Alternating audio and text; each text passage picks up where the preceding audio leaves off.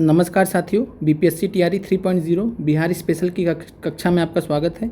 आज की कक्षा में हम आपके लिए एनसीईआरटी से कक्षा 7 की विज्ञान की पुस्तक से आपके लिए सारांश का मैराथन लेके आए हैं। और आज हम पाठ 1 पादपों में पोषण से लेकर पाठ 2, पाठ 3, पाठ 4 और पाठ 5 भौतिक एवं रासायनिक परिवर्तन का आपके लिए सारांश लाए हैं। और यहाँ से परीक्षा में बहुत सारे प्रश्न पूछे गए हैं। इसके अलावा हमने क्विज़ में अभी कुछ प्रश्नों को आपको दिया है, वहाँ पे हमने मेंशन भी किया है कि प्रश्न कहाँ से आपको दिया गया है।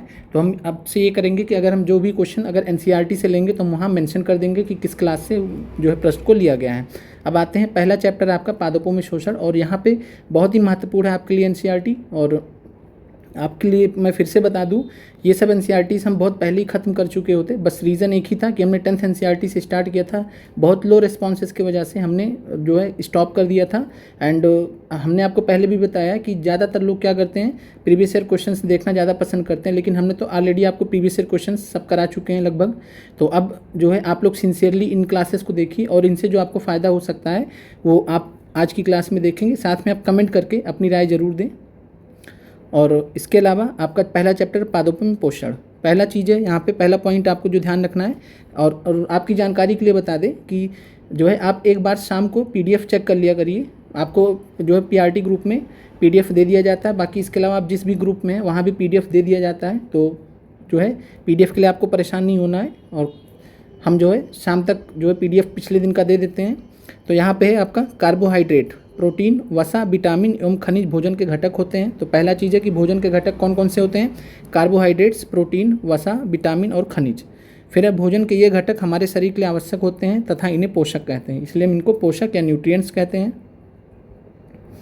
आगे बढ़ते हैं, पादप पौधे स्वयं के लिए भोजन बना सकते हैं, आपको पता है, इसीलिए इनको स्वपोषी ऑटोट्रॉफ्स बोला जाता है। पादपों में पोषण विधि क्या होती है, तो केवल पादप ही ऐसे जीव हैं जो जल, कार्बन डाइऑक्साइड और खनिज की सहायता से अपना भोजन बना सकते हैं। तो यहाँ पे आपको ध्यान रखना है कि जो पादप होते हैं, पौधे होते हैं, ऐसे जीव होते हैं जो जल, कार्बन डाइऑक्साइड और खनिज की सहायता से अपना भोजन बना सकते हैं। फिर है सजीवों द्वारा भोजन ग्रहण करने एवं इसके उपयोग की विधि को पोषण कहते हैं। पोषण की वह विधि जिसमें जीव अपना भोजन स्वयं संश्लेषित करते हैं स्वपोषण कहलाती है, ऑटोट्रॉफ्स जिनको हम बोलते हैं। तो ये आपको ध्यान रखना है कि पोषण की वह विधि जिसमें जीव अपना भोजन स्वयं संश्लेषित करते हैं, जैसे हरे पौधे या हरे पादप, तो इनको हम स्वपोषण बोलते हैं। ऐसी पोषण विधि को स्वपोषण बोलते हैं। और साथ में ऐसे पादपों को हम स्वपोषी बोलते हैं, ठीक है, ऑटोट्रॉफ्स बोलते हैं। फिर जंतु एवं अधिकतर अन्य जीव पादपों द्वारा संश्लेषित भोजन ग्रहण करते हैं, इसलिए उसे हम विमनपोषी कहते हैं, विषमपोषी कहते हैं। और विषमपोषी को हेटेरोट्रॉफ्स इंग्लिश में बोलते हैं। तो ये आपको चीज़ें क्लियर हो गई कि स्वपोषी और विषमपोषी। स्वपोषी जो स्वयं भोजन संश्लेषित करेंगे, और साथ में विषमपोषी जो पादपों द्वारा संश्लेषित भोजन ग्रहण करते हैं। आगे बढ़ते हैं, प्रकाश संश्लेषण, पादपों में खाद्य संश्लेषण का प्रक्रम। यहाँ पे आपको दिया गया है कि मृदा में उपस्थित जल एवं खनिज जड़ मूल द्वारा अवशोषित किए जाते हैं तथा तने के माध्यम से पत्तियों तक पहुँचाए जाते हैं। पत्ती की सतह पर उपस्थित सूक्ष्म रंध्रों द्वारा वायु में उपस्थित कार्बन डाइऑक्साइड प्रवेश करती है। और ये पॉइंट आपको ध्यान रखना है, कई बार परीक्षा में पूछा गया आपसे। पत्ती की सतह पर उपस्थित सूक्ष्म रंध्रों द्वारा वायु में उपस्थित कार्बन डाइऑक्साइड प्रवेश करती है। यह रंध्र द्वार कोशिकाओं द्वारा घिरे होते हैं। तो रंध्र द्वार कोशिकाओं द्वारा घिरे होते हैं, जिनको हम इंग्लिश में गार्ड सेल्स बोलते हैं। ऐसे छिद्रों को रंध्र कहते हैं। तो ध्यान रखिएगा, स्टोमेटा। तो आपसे प्रश्न पूछा जाता है परीक्षा में कि कार्बन डाइऑक्साइड एयर से पत्तियों में कैसे प्रवेश करती है, किसके द्वारा, तो स्टोमेटा या रंध्र के द्वारा। तो ध्यान रखिएगा, स्टोमेटा या रंध्र के द्वारा प्रवेश करती है। मैं एक बार इसको फिर से रिपीट कर दे रहा हूँ। पत्ती की सतह पर उपस्थित सूक्ष्म रंध्रों द्वारा वायु में उपस्थित कार्बन डाइऑक्साइड प्रवेश करती है। यह रंध्र द्वार कोशिकाओं द्वारा घिरे होते हैं। ऐसे छिद्रों को रंध्र कहते हैं। फिर अगला पॉइंट है, जल एवं खनिज वाहिकाओं द्वारा पत्तियों तक पहुंचाए जाते हैं। ये वाहिकाएं नली के समान होती हैं। फिर अगला पॉइंट है, पोषकों को पत्तियों तक पहुंचाने के लिए ये वाहिकाएं एक सतत मार्ग बनाती हैं। फिर आगे है, लेकिन आगे बढ़ने से पहले हम यहाँ पे एक चीज़ देख लेते हैं कोशिकाओं के बारे में। आपको बहुत इंपॉर्टेंट पॉइंट्स यहाँ पे दिया गया है। तो सेल्स के बारे में यहाँ पे इंपॉर्टेंट पॉइंट्स क्या दिया है कि सजीवों का शरीर सूक्ष्म इकाइयों से बनता है जो कोशिका कहलाती है। पहला चीज़ आपको पता भी है कि स्मॉलेस्ट यूनिट्स या स्ट्रक्चरल एंड फंक्शनल यूनिट जो होती हैं वो क्या होती हैं, सेल्स होती हैं। इसके अलावा कोशिका की एक पतली बाह्य संरचना द्वारा घिरी होती है। कोशिका एक पतली बाह्य संरचना द्वारा घिरी होती है जिसे हम कोशिका झिल्ली कहते हैं, सेल वॉल जिसको बोलते हैं। तो कोशिका जिस पतली बाह्य संरचना द्वारा घिरी होती है उसे हम कोशिका झिल्ली कहते हैं, सेल वॉल कहते हैं, सेल मेम्ब्रेन कहते हैं। ध्यान दीजिएगा, सेल वॉल नहीं, सेल मेम्ब्रेन है यहाँ पे। और इसके अलावा जो है तो ये आपको ध्यान रखना, कोशिका एक पतली बाह्य संरचना द्वारा घिरी होती है जिसे हम सेल मेम्ब्रेन या कोशिका झिल्ली कहते हैं। इसके केंद्र में स्थित एक सुस्पष्ट संरचना होती है जो केंद्रक कहलाती है। केंद्रक को हम न्यूक्लियस बोलते हैं। केंद्रक के चारों ओर जेली के समान एक पदार्थ से घिरा होता है जिसे कोशिका द्रव्य कहते हैं। तो कोशिका द्रव्य को साइटोप्लाज्म कहते हैं। तो यह भी प्रश्न कई बार पूछा गया है कि केंद्रक के चारों ओर जेली के समान जो पदार्थ होता है उसे हम क्या कहते हैं, तो उसे कहते हैं कोशिका द्रव्य या साइटोप्लाज्म। आइए एक बार फिगर के माध्यम से इसको समझ लेते हैं। तो ये आपका सेल हो गया। सेल के सेंटर में जो क्लियर कट चीज़ें जो सेंटर दिखता है हमको, उस केंद्रक दिखता है, उसको हम केंद्रक बोलते हैं, न्यूक्लियस बोलते हैं। और यहाँ पे ध्यान दीजिए कि केंद्रक के चारों ओर क्या लिखा हुआ, केंद्रक के चारों ओर जेली के समान एक पदार्थ है। तो केंद्रक देख पा रहे, केंद्रक के चारों ओर आप देख पा रहे जेली के समान का जो ये है, इसको हम क्या बोलते हैं, यहाँ पे भी अलग अलग दिखाया गया। तो ये कोशिका द्रव्य है, साइटोप्लाज्म है, साइटोप्लाज्म है। क्लियर है। इसके अलावा यहाँ पे क्या था कि कोशिका एक पतली बाह्य संरचना द्वारा घिरी होती है जिसे कोशिका झिल्ली कहते हैं। तो ये आपका जो है कोशिका झिल्ली हो गया, सेल मेम्ब्रेन हो गया। क्लियर है। आगे बढ़ते हैं। बाकी हम आपको क्विज के माध्यम से क्वेश्चंस को रख देंगे, जो इंपॉर्टेंट क्वेश्चंस यहाँ से बन सकते हैं, तो वहाँ से आपको क्लियरिटी हो जाएगी। बाकी आपको पीडीएफ दे दिया जाएगा ग्रुप में, तो आप वहाँ से देख सकते हैं। और साथ में आप कमेंट करके ज़रूर बताएं और चैनल को ज़्यादा से ज़्यादा शेयर करके हमको जो है सपोर्ट करें आप। फिर यहाँ पे पत्तियों में एक हरा वर्णक होता है जिसे क्लोरोफिल कहते हैं, पता ही है आपको। क्लोरोफिल सूर्य के प्रकाश, सौर प्रकाश की ऊर्जा का संग्रहण करने में पत्ती की सहायता करता है। तो आपसे पूछ सकता है कि सूर्य के प्रकाश की ऊर्जा का संग्रहण करने में पत्ती की सहायता कौन करता है, तो क्लोरोफिल करता है। क्लियर है। इस ऊर्जा का उपयोग जल एवं कार्बन डाइऑक्साइड से खाद्य संश्लेषण में होता है। तो इस ऊर्जा का जो उपयोग होता है जल एवं कार्बन डाइऑक्साइड से खाद्य संश्लेषण में होता है। क्योंकि खाद्य संश्लेषण सूर्य के प्रकाश की उपस्थिति में होता है, इसलिए इस खाद्य संश्लेषण को हम प्रकाश संश्लेषण का नाम देते हैं, फोटोसिंथेसिस कहते हैं। तो क्लियर है आपको। आगे बढ़ते हैं। ये है क्लोरोफिल। क्लोरोफिल सूर्य का प्रकाश, कार्बन डाइऑक्साइड एवं जल एवं प्रकाश संश्लेषण के लिए आवश्यक है। तो ये भी प्रश्न आपसे परीक्षा में पूछा गया है कि प्रकाश संश्लेषण के लिए क्या आवश्यक है। प्रकाश संश्लेषण के लिए क्या आवश्यक है, तो प्रकाश संश्लेषण के लिए जो है क्लोरोफिल पहला हो गया, सूर्य का प्रकाश हो गया, कार्बन डाइऑक्साइड हो गया, जल हो गया। ध्यान दीजिएगा, ऑक्सीजन की जरूरत नहीं पड़ती है। ऑक्सीजन के लिए प्रकाश संश्लेषण की जरूरत नहीं पड़ती है, ऑक्सीजन हटा दीजिए, बाकी सब हो जाएंगे। तो क्लोरोफिल की जरूरत है, सूर्य के प्रकाश की जरूरत है, कार्बन डाइऑक्साइड की जरूरत है, जल की जरूरत है प्रकाश संश्लेषण के लिए। ये चार चीज़ याद रख लीजिए, कई बार परीक्षा में पूछा गया है। अब आगे बढ़ते हैं। पत्तियों द्वारा सौर ऊर्जा संग्रहित की जाती है तथा पादप में खाद्य के रूप में संचित की जाती है, अर्थात सभी जीवों के लिए सूर्य ऊर्जा का चरम स्रोत है। तो ये भी आपसे कई बार प्रश्न पूछा गया है कि जो है किसी भी पारितंत्र में जो है ऊर्जा का सबसे बड़ा स्रोत क्या होता है, ऊर्जा का सबसे मुख्य स्रोत क्या होता है, तो जो है सौर ऊर्जा होता है या सूर्य की ऊर्जा होती है। फिर है इसके अतिरिक्त सभी जीवों के लिए परम आवश्यक ऑक्सीजन भी प्रकाश संश्लेषण के दौरान निर्मित होती है। तो ये आपको ध्यान रखना है कि ऑक्सीजन प्रकाश संश्लेषण के दौरान निर्मित होती है, बनती है। फिर है प्रकाश संश्लेषण के दौरान पत्ती की क्लोरोफिल युक्त कोशिकाएं सूर्य के प्रकाश की उपस्थिति में कार्बन डाइऑक्साइड एवं जल से कार्बोहाइड्रेट का संश्लेषण करती हैं। तो ये भी आपको पता होना चाहिए कि प्रकाश संश्लेषण के दौरान जो पत्ती की क्लोरोफिल युक्त कोशिकाएं होती हैं, सेल्स होती हैं, वो सूर्य के प्रकाश की उपस्थिति में कार्बन डाइऑक्साइड और जल से कार्बोहाइड्रेट का संश्लेषण करती हैं। और यहाँ पे आपको रिएक्शन भी जो है दिखाया गया है। Carbon dioxide 6CO2 plus 6H2O और ये आपका C6H12O6 बनता है प्लस 6O2 बनता है। तो ये आपका जो है सूर्य के प्रकाश की उपस्थिति में, और क्लोरोफिल पिगमेंट होता है, तो इसकी उपस्थिति में आपका कार्बन डाइऑक्साइड जल के साथ में अभिक्रिया करके, कार्बन डाइऑक्साइड जल से अभिक्रिया करके जो है कार्बोहाइड्रेट C6H12O6 और साथ में ऑक्सीजन का निर्माण करता है। तो ये आपका प्रकाश संश्लेषण का अभिक्रिया हो गया। आपसे प्रकाश संश्लेषण की अभिक्रिया भी पूछी गई है। आगे बढ़ते हैं। इस प्रक्रम में ऑक्सीजन निर्मित होती है, तो ऑक्सीजन निर्मुक्त होती है, ये भी आप देख रहे हैं। कार्बोहाइड्रेट अंततः, और कार्बोहाइड्रेट कहाँ जाता है, तो अंततः पत्तियों में मंड यानी स्टार्च के रूप में संचित हो जाता है। तो आपसे प्रश्न पूछा गया है कि जो कार्बोहाइड्रेट बनता है प्रकाश संश्लेषण में, वो पत्तियों में किस रूप में संचित हो जाता है, तो मंड या स्टार्च के रूप में। अब आगे बढ़ते हैं। अब यहाँ पे आप ध्यान से देखिए, यहाँ आपको जो है आपको स्टोमेटा के बारे में बताया गया है, रंध्र के बारे में बताया गया है, और रंध्र में जो आप अंदर देख पा रहे हैं ये रंध्री द्वार है, स्टोमेटल ओपनिंग है। साथ में ये आपका जो दिया गया है द्वार कोशिकाएं जिनको हम गार्ड सेल बोलते हैं, इंग्लिश में गार्ड सेल्स बोलते हैं। और ये जो गार्ड सेल्स हैं ये जैसा ज़रूरत रहता है पत्ती का, वैसे ही जो है ये ओपन होती हैं, बंद हो जाती हैं, ओपन हो जाती, बंद हो जाती है, इसलिए इनको हम गार्ड सेल्स बोलते हैं इंग्लिश में। द्वार कोशिकाएं खुलती बंद होती रहती हैं।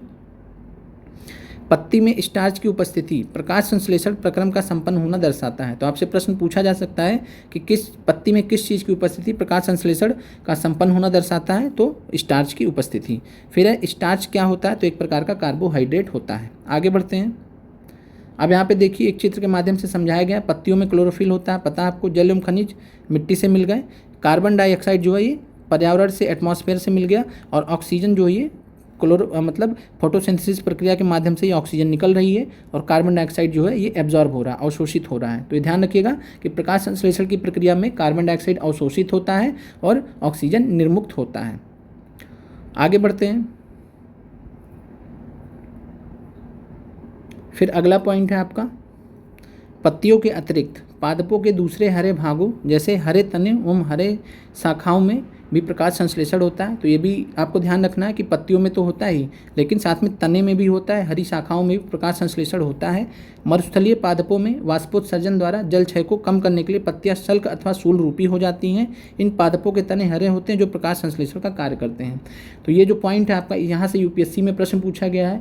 कल यूपीएससी का प्रीलिम्स का पेपर हुआ था, वहाँ आपसे एक प्रश्न पूछा गया था जो अभी हम आगे आएगा। प्रश्न था कि जो वर्षा जल होता है उसमें कार्बन डाइऑक्साइड पाया होता है, नहीं होता है, ऐसा प्रश्न आया था। वो भी हम आपको आज 7th एनसीईआरटी में आगे दिखाएंगे। तो आप इस चीज़ का इंपॉर्टेंस समझिए कि जितने भी आयोग होते हैं, अब जैसे बीपीएससी आपका आयोग है, आपका एग्ज़ाम कंडक्ट करवा रहा है, बीपीएससी एग्ज़ाम पेपर आपका जो बनाता है वो आपका एनसीईआरटी से ही बनाता है। एनसीईआरटी के अलावा वो जिस बुक से बनाएगा वो आप कभी नहीं जान पाएंगे, ना हम कभी जान पाएंगे। तो इस चीज़ को समझिए कि अगर आपके जो बस में क्या है, एनसीईआरटी को अच्छे से पढ़ लीजिए। अगर ये अच्छे से संपन्न हो गया तो हम आपके लिए एससीईआरटी भी अलग से करा देंगे कि आपका रिवीजन हो जाए, लेकिन आप पहले इसको अच्छे से पढ़ लीजिए, क्योंकि एनसीईआरटी जो है fact to fact, point to point दिया रहता है, और यहाँ आसानी से हम इसको समझ सकते हैं, कवर कर सकते हैं। अगर ज़रूरत पड़ी तो आगे चल कर हम आपके लिए एससीईआरटी भी कवर करा देंगे, मेहनत करके हम, ठीक है। और बाकी एक पीडीएफ पे, एक आपने 5 चैप्टर के पीडीएफ पे लगभग 3 से 4 घंटे जाते हैं, और पूरा अपलोडिंग करते करते 5 घंटे चले जाते हैं। तो आप लोग हमारी इस मेहनत को समझें और कमेंट करके राय जरूर दें, ठीक है। आगे बढ़ते हैं। तो ये आपको क्लियर हो गया। मरुस्थलीय पादपों में वाष्पोत्सर्जन द्वारा जल क्षय को कम करने के लिए पत्तियां शल्क अथवा शूल रूपी हो जाती हैं। तो ये आपको ध्यान रखना है। अब आगे बढ़ते हैं। अगला पॉइंट क्या है, हरी पत्तियों के अतिरिक्त अन्य वर्ण रंग की पत्तियों में भी क्लोरोफिल होता है। तो आपको ये परसेप्शन नहीं होना चाहिए कि केवल हरे पत्तियों में ही क्लोरोफिल होता है। क्लोरोफिल अन्य कलर की जो पत्तियां होती है, मान लीजिए रेड कलर की पत्ती है, ग्रीन मतलब ब्लू ग्रीन कलर की पत्ती है, सब में पाया जाता है क्लोरोफिल, ठीक है।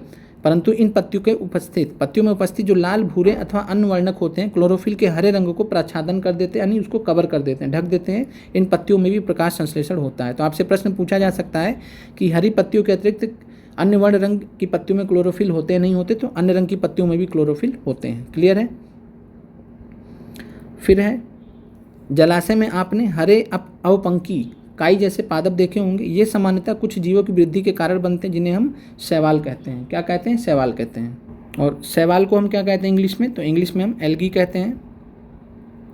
तो आपने देखा भी होगा, काई जैसे पादप होते हैं जिन्हें हम शैवाल कहते हैं। और शैवाल के बारे में आपसे टीआरई में प्रश्न पूछा गया था, इनडायरेक्ट प्रश्न पूछा गया था। अब यहाँ पे देखिए, शैवाल का रंग भी हरा होता है, इनमें क्लोरोफिल होता है, जिसके कारण ये हरे दिखाई देते हैं। शैवाल भी प्रकाश संश्लेषण द्वारा अपना भोजन स्वयं बनाते हैं। और जो इस शैवाल होते हैं, इनको हम एक नाम से और जानते हैं, ग्रीन हरित शैवाल। ग्रीन हरित नील हरित शैवाल, नील ब्लू ग्रीन एल्गी, नील हरित शैवाल, नील हरित शैवाल।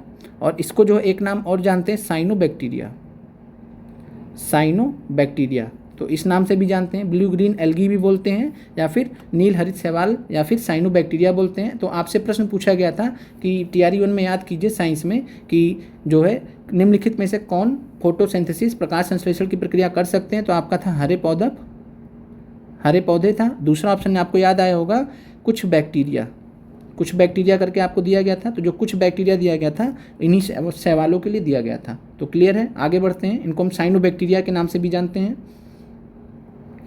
पादपों में कार्बोहाइड्रेट के अतिरिक्त अन्य खाद्यों का संश्लेषण। अब यहाँ पे पहला चीज़ आपको ध्यान रखना कि प्रोटीन जो होता है वो नाइट्रोजनी पदार्थ होता है, यानी प्रोटीन में नाइट्रोजन पाया जाता है मेनली। और प्रोटीन में क्या क्या पाया जाता है, कार्बन, ऑक्सीजन, हाइड्रोजन और नाइट्रोजन। आप इसको कैसे याद रख सकते हैं, CnHO, ठीक है। तो जो कार्बोहाइड्रेट्स होता है इसमें CHO पाया जाता है, CHO, और इसी में N ऐड कर दीजिए तो ये आपका प्रोटीन हो गया। तो प्रोटीन में क्या क्या पाया जाता है, कार्बन, नाइट्रोजन, हाइड्रोजन, ऑक्सीजन। आगे बढ़ते हैं। अब महत्वपूर्ण तथ्य है यहाँ पे, वायु में नाइट्रोजन गैसीय अवस्था में प्रचुर मात्रा में पाई जाती है, परंतु पादप इसका अवशोषण इस रूप में नहीं कर सकते। तो ध्यान दीजिएगा कि वायु में नाइट्रोजन गैसीय अवस्था में N2 के फॉर्म में पाई जाती है और N2 के रूप में पादप इसका अवशोषण नहीं कर सकते हैं। मिट्टी में कुछ विशेष जीवाणु होते हैं, ध्यान दीजिए, जीवाणु होते हैं, बैक्टीरिया होते हैं, जो गैसीय नाइट्रोजन को उपयोगी यौगिकों में परिवर्तित कर मृदा में निर्मुक्त करते हैं। ये विलय पदार्थ द्वारा जल के साथ अवशोषित कर लिए जाते हैं।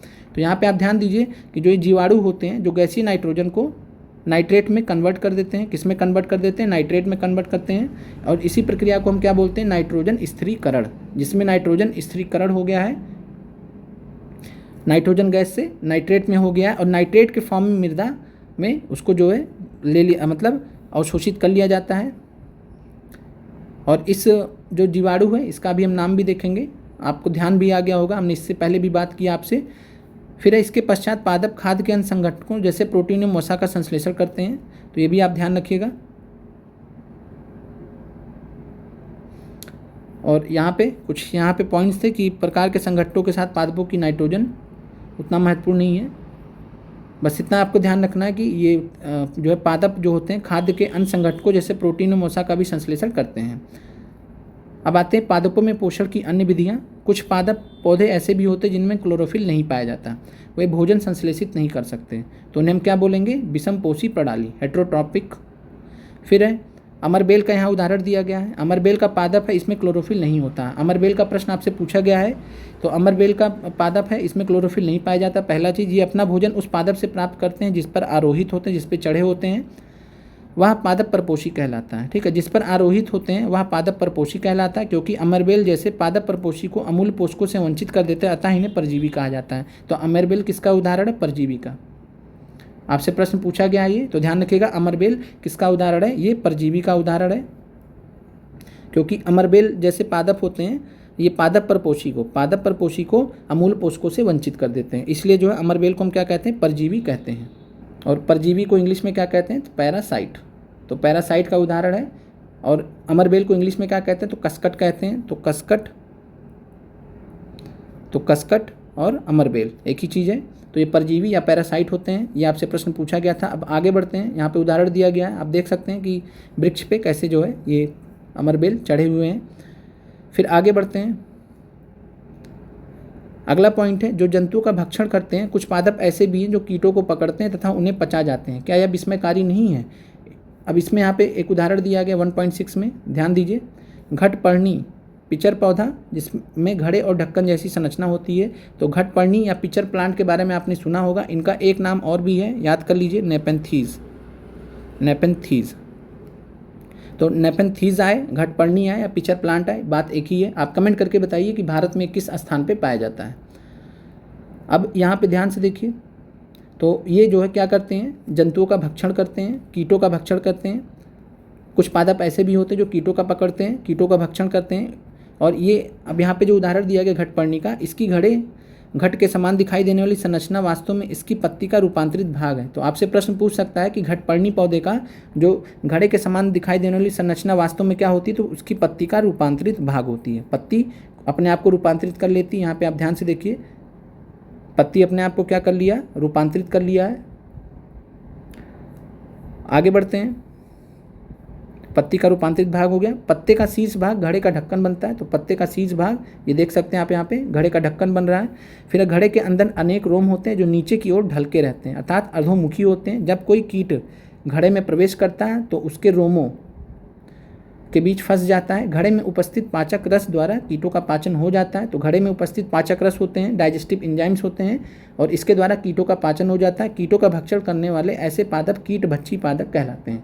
तो क्लियर है आपको, इंसेक्टिवोरस प्लांट्स इनको बोलते हैं। अब यहाँ पे उदाहरण दिया गया, हमने आपको अभी कुछ देर पहले क्विज दिया था, आप लोगों में से कई लोगों ने अटेम्प्ट भी किया होगा। तो वहाँ पे हमने दिया था वीनस फ्लाई ट्रैप, सनड्यू कीट भक्षी और घटपर्णी पिचर प्लांट दिया था और उसमें से कई सारे लोगों ने जो है इस प्रश्न को गलत किया। तो आप देखिए कि एनसीईआरटी को पढ़ने का क्या लाभ है। आप दुनिया भर की पता नहीं क्या क्या बुक्स पढ़ते रहते हैं, कोई लूसेंट पढ़ रहा, कोई कुछ पढ़ रहा है, लेकिन क्या ये सब चीज़ें अगर प्रश्न आ गए परीक्षा में जो कि पूछे जाते हैं बीपीएससी द्वारा, तो क्या आप कर पाएंगे।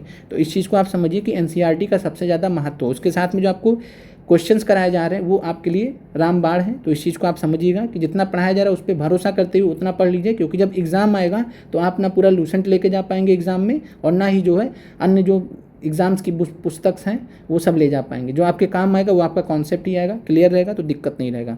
वीनस फ्लाई ट्रैप, सनड्यू कीट भक्षी, ये आपको ध्यान रखना चाहिए। और इसके अलावा अब आगे बढ़ते हैं। तो ये आपको क्लियर हो गए। 3 उदाहरण आपको कीट भक्षी पादपों के ध्यान रखने जो आपको एनसीईआरटी में दिया और यहीं से आपको क्वेश्चन पूछेगा।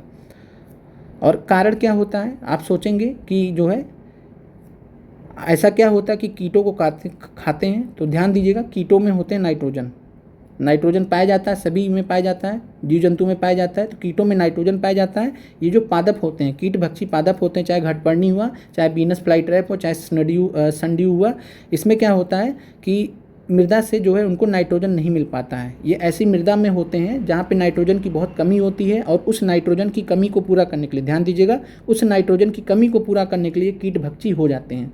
क्लियर है, क्योंकि मृदा में तो है नहीं, अब कोई आके जंगल में तो उनको नाइट्रोजन दे नहीं जाएगा, तो ये क्या करेंगे, अपने आप को इन्होंने एडजस्ट कर लिया कीट भक्षी होकर और इस प्रकार ये नाइट्रोजन की ज़रूरत को पूरा करते हैं। और हमने आपसे बात भी किया था कि नाइट्रोजन की सबसे ज़्यादा आवश्यकता होती है। फिर आते हैं मृत जीवी पर, जिनको हम सेप्रोट्रॉप्स बोलते हैं, सेप्रोट्रॉप्स। आगे बढ़ते हैं।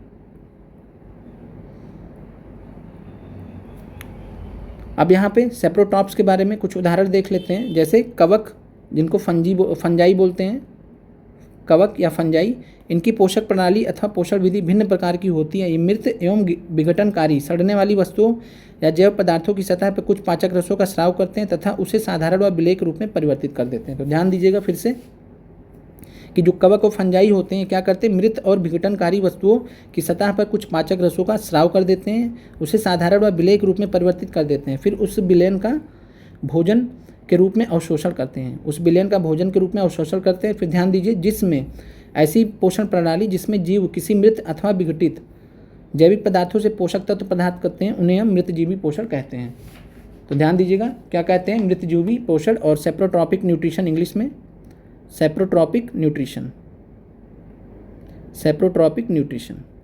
तो ये ध्यान दीजिएगा कि जिसमें जीव किसी मृत अथवा विघटित जैव पदार्थों से पोषक तत्व प्राप्त करेंगे, हम उसे मृतजीवी पोषण कहलाएंगे। और मृतजीवी पोषण प्रणाली का उपयोग करने वाले जीव को हम क्या कहते हैं, मृतजीवी, सेप्रोट्रॉप्स बोलते हैं।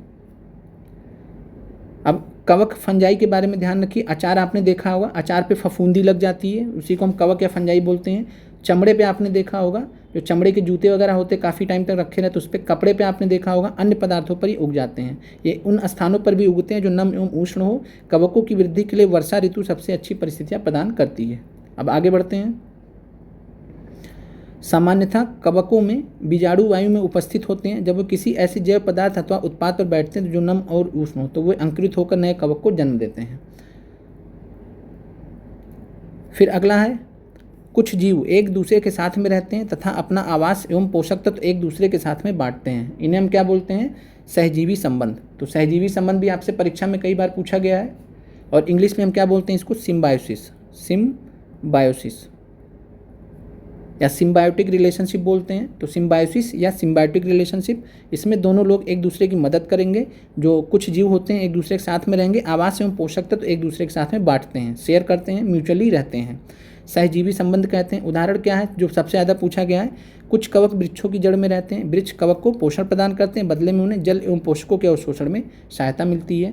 तो ये आपका हो गया। तो कवक और वृक्ष का जो रिलेशनशिप है वो सहजीवी रिलेशनशिप हो गया कि कुछ कवक वृक्षों की जड़ों में रहते हैं, वृक्ष कवक को पोषण प्रदान करते हैं, बदले में उन्हें जल एवं पोषकों के अवशोषण में सहायता मिलती है।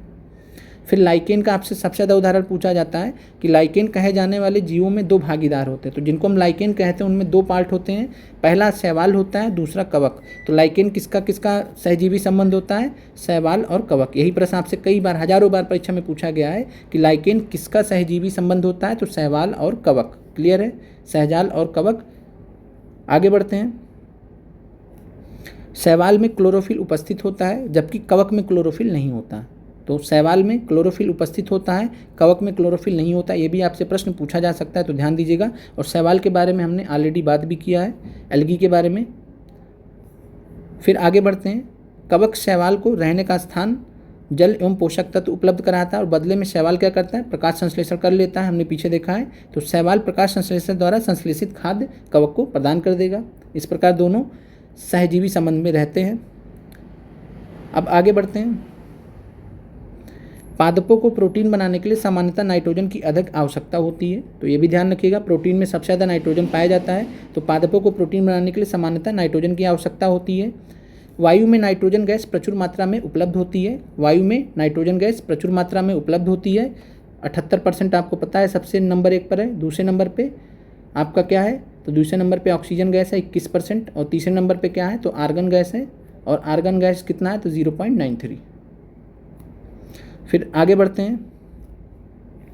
नाइट्रोजन गैस प्रचुर मात्रा में उपलब्ध होती है, परंतु पादप इसका उपयोग उस प्रकार करने में असमर्थ होते हैं जैसे वे कार्बन डाइऑक्साइड का उपयोग करते हैं। तो हमने ये भी बात किया था कि नाइट्रोजन को स्थिरीकरण किया जाता है। नाइट्रोजन का स्थिरीकरण किया जाता है नाइट्रेट में, और किसके द्वारा किया जाता है, तो राइजोबियम बैक्टीरिया। आ गया यहाँ पे, तो क्लियर है आपको। तो पौधे नाइट्रोजन को विलेय रूप में अवशोषित कर सकते हैं। कुछ जीवाणु जो राइजोबियम कहलाते हैं, वायुमंडलीय नाइट्रोजन को विलेय पदार्थों में परिवर्तित कर देते हैं। तो आपसे परीक्षा में कई बार प्रश्न पूछा गया है कि कौन से जीवाणु होते हैं जो वायुमंडलीय नाइट्रोजन को विलेय पदार्थों में अर्थात नाइट्रेट में जो है कन्वर्ट कर देते हैं। परंतु राइजोबियम अपना भोजन स्वयं नहीं बनाते हैं, ये ध्यान दीजिएगा। राइजोबियम बैक्टीरिया भी जो है सहजीवी संबंध में रहते हैं। कैसे, चना, मटर, मूंग, सेम तथा अन्य फलीदार पादपों की जड़ों में रहते हैं। उन्हें नाइट्रोजन की आपूर्ति करते हैं। अधिकतर दालें फलीदार पादपों से प्राप्त होती हैं। इसके बदले राइजोबियम जीवाणु को आवास एवं खाद्य प्रदान करते हैं, तो अतः इनके बीच में सहजीवी संबंध होता है। तो आपसे प्रश्न पूछा जा सकता है कि जो है पादप और राइजोबियम के बीच में कैसा संबंध होता है, तो आपका आंसर होना चाहिए सहजीवी संबंध। और राइजोबियम बैक्टीरिया ही हुआ बैक्टीरिया है जो वायुमंडलीय नाइट्रोजन को विलेय पदार्थों में यानी नाइट्रोजन गैस को नाइट्रेट में कन्वर्ट कर देता है। अब आगे बढ़ते हैं। दालों की जो फसलें होती हैं उनमें मृदा में नाइट्रोजनी उर्वरक देने की आवश्यकता नहीं पड़ती है, क्योंकि दाल की फसलें होती हैं उनमें नाइट्रोजन पाया जाता है, उनमें राइजोबियम बैक्टीरिया पाया जाता है जो क्या करता है, नाइट्रोजन फिक्सेशन कर देता है। तो इसलिए दाल की फसलों में हमें एक्स्ट्रा नाइट्रोजन उर्वरक फर्टिलाइजर देने की आवश्यकता नहीं पड़ती है। बहुत कम ही पादप अन्य पोषण प्रणाली अपनाते हैं, जैसे कि परजीवी और मित्रजीवी।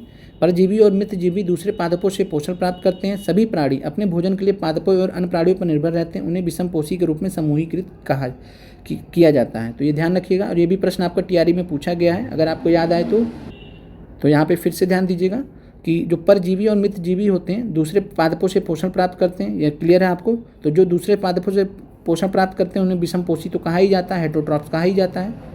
तो ये भी आपको ध्यान रखना है। आगे बढ़ते हैं। ये आपका चैप्टर खत्म होता है, बाकी आपको पीडीएफ दे दी जाएगी, तो आप यहाँ से समरी पढ़ लीजिएगा। जो हमने आपको बताया है उससे आपको यहाँ पे कुछ पॉइंट्स दिए गए हैं। अब आगे बढ़ते हैं। बाकी आप इनको जो फिल द ब्लैंक्स है इसको आप भर लीजिएगा, देख लीजिएगा। अब यहाँ पे जैसे आपको दिया गया है, अब यहाँ पे जैसे नाइट्रोजन, अमरबेल, तो जंतु कीटभक्षी कौन होता है, तो आपको पता है घटपर्णी पिचर पादप होता है। ऐसे ही अब यहाँ पे अमरबेल के बारे में आपको पता है कि क्या होता है, परजीवी होता है, पैरासाइट होता है। इसके अलावा जंतु क्या होते हैं, परपोषित होते हैं। और क्लोरोफिल कहाँ पाया जाता है, तो पत्तियों में पाया जाता है। और नाइट्रोजन का संबंध किससे होता है, तो राइजोबियम जीवाणु से होता है। तो ये भी आपको क्लियर है। तो नाइट्रोजन का संबंध राइजोबियम जीवाणु से होता है जो नाइट्रोजन का स्थिरीकरण करता है। अब आगे बढ़ते हैं। अगला चैप्टर आपका प्राणियों में पोषण, और इसके अलावा इस सीरीज़ में आज की क्लास में ही हम आपको अम्ल क्षार के बारे में बहुत ही महत्वपूर्ण तथ्य बताएंगे। अब आते हैं यहाँ पे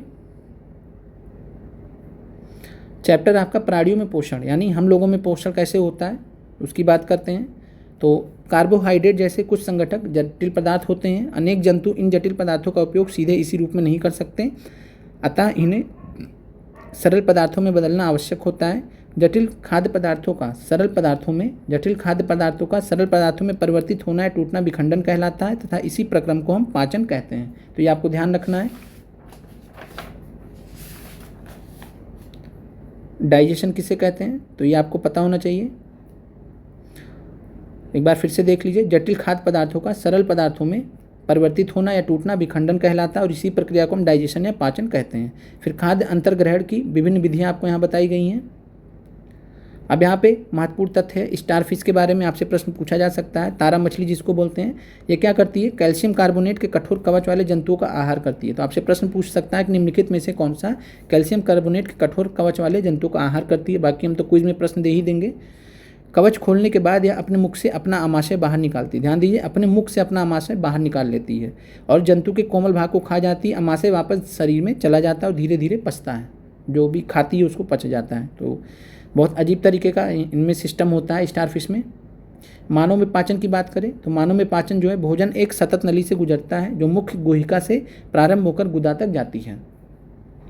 तो जो है कहाँ से, मुख्य गुहिका जिसको हम बकल कैविटी बोलते हैं, बकल कैविटी से भोजन जो है गुदा यानी एनस हो गया, तो एनस तक जाती है। इस नली को विभिन्न भागों में बांट सकते हैं, जैसे मुख्य गुहिका, बकल कैविटी।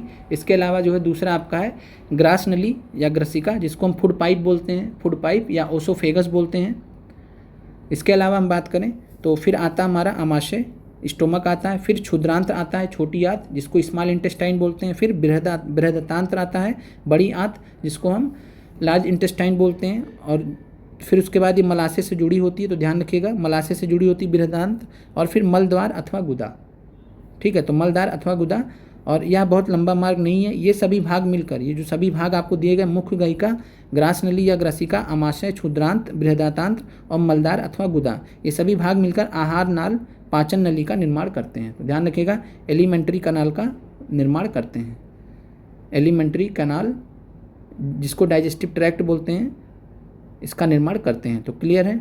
अब आगे बढ़ते हैं। जैसे जैसे भोजन विभिन्न भागों से होकर गुजरता है, उसके विभिन्न घटकों का पाचन भी क्रमिक रूप से होता रहता है। आमाशय की आंतरिक भित्ति, ध्यान दीजिए, आमाशय की आंतरिक भित्ति क्षुद्रांत तथा आहार नाल से संबद्ध विभिन्न ग्रंथियों जैसे कि लाला ग्रंथि, यकृत, अग्नाशय पाचक रस स्रावित करती है। पाचक रस जटिल पदार्थों को उनके सरल रूप में बदल देते हैं।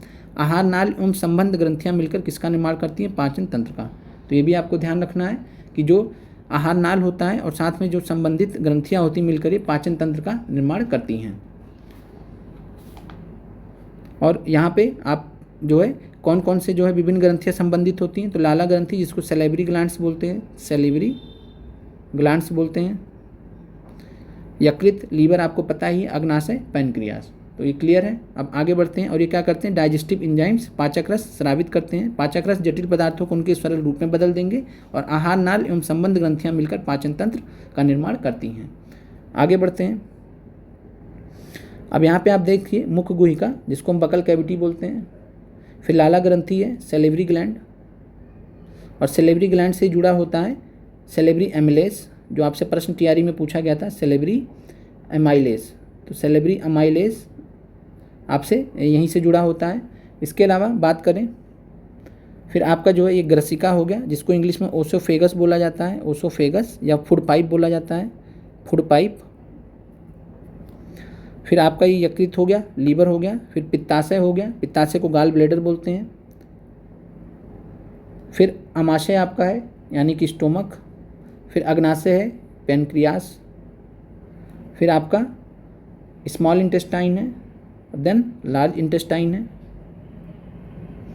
और ये आपका मलाशय एवं गुदा। तो इस प्रकार आपका जो है चित्र आप देख पा रहे हैं मानव पाचन तंत्र का।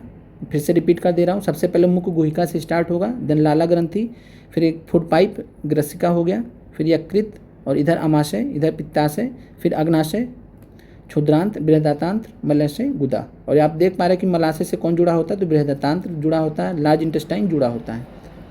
आगे बढ़ते हैं, मुख एवं मुख गुहिका के बारे में समझते हैं, बकल कैविटी के बारे में समझते हैं। तो भोजन का अंतर्ग्रहण मुख द्वारा होता है, आपको पता है, खाना मुख के जरिए अंदर जाता है।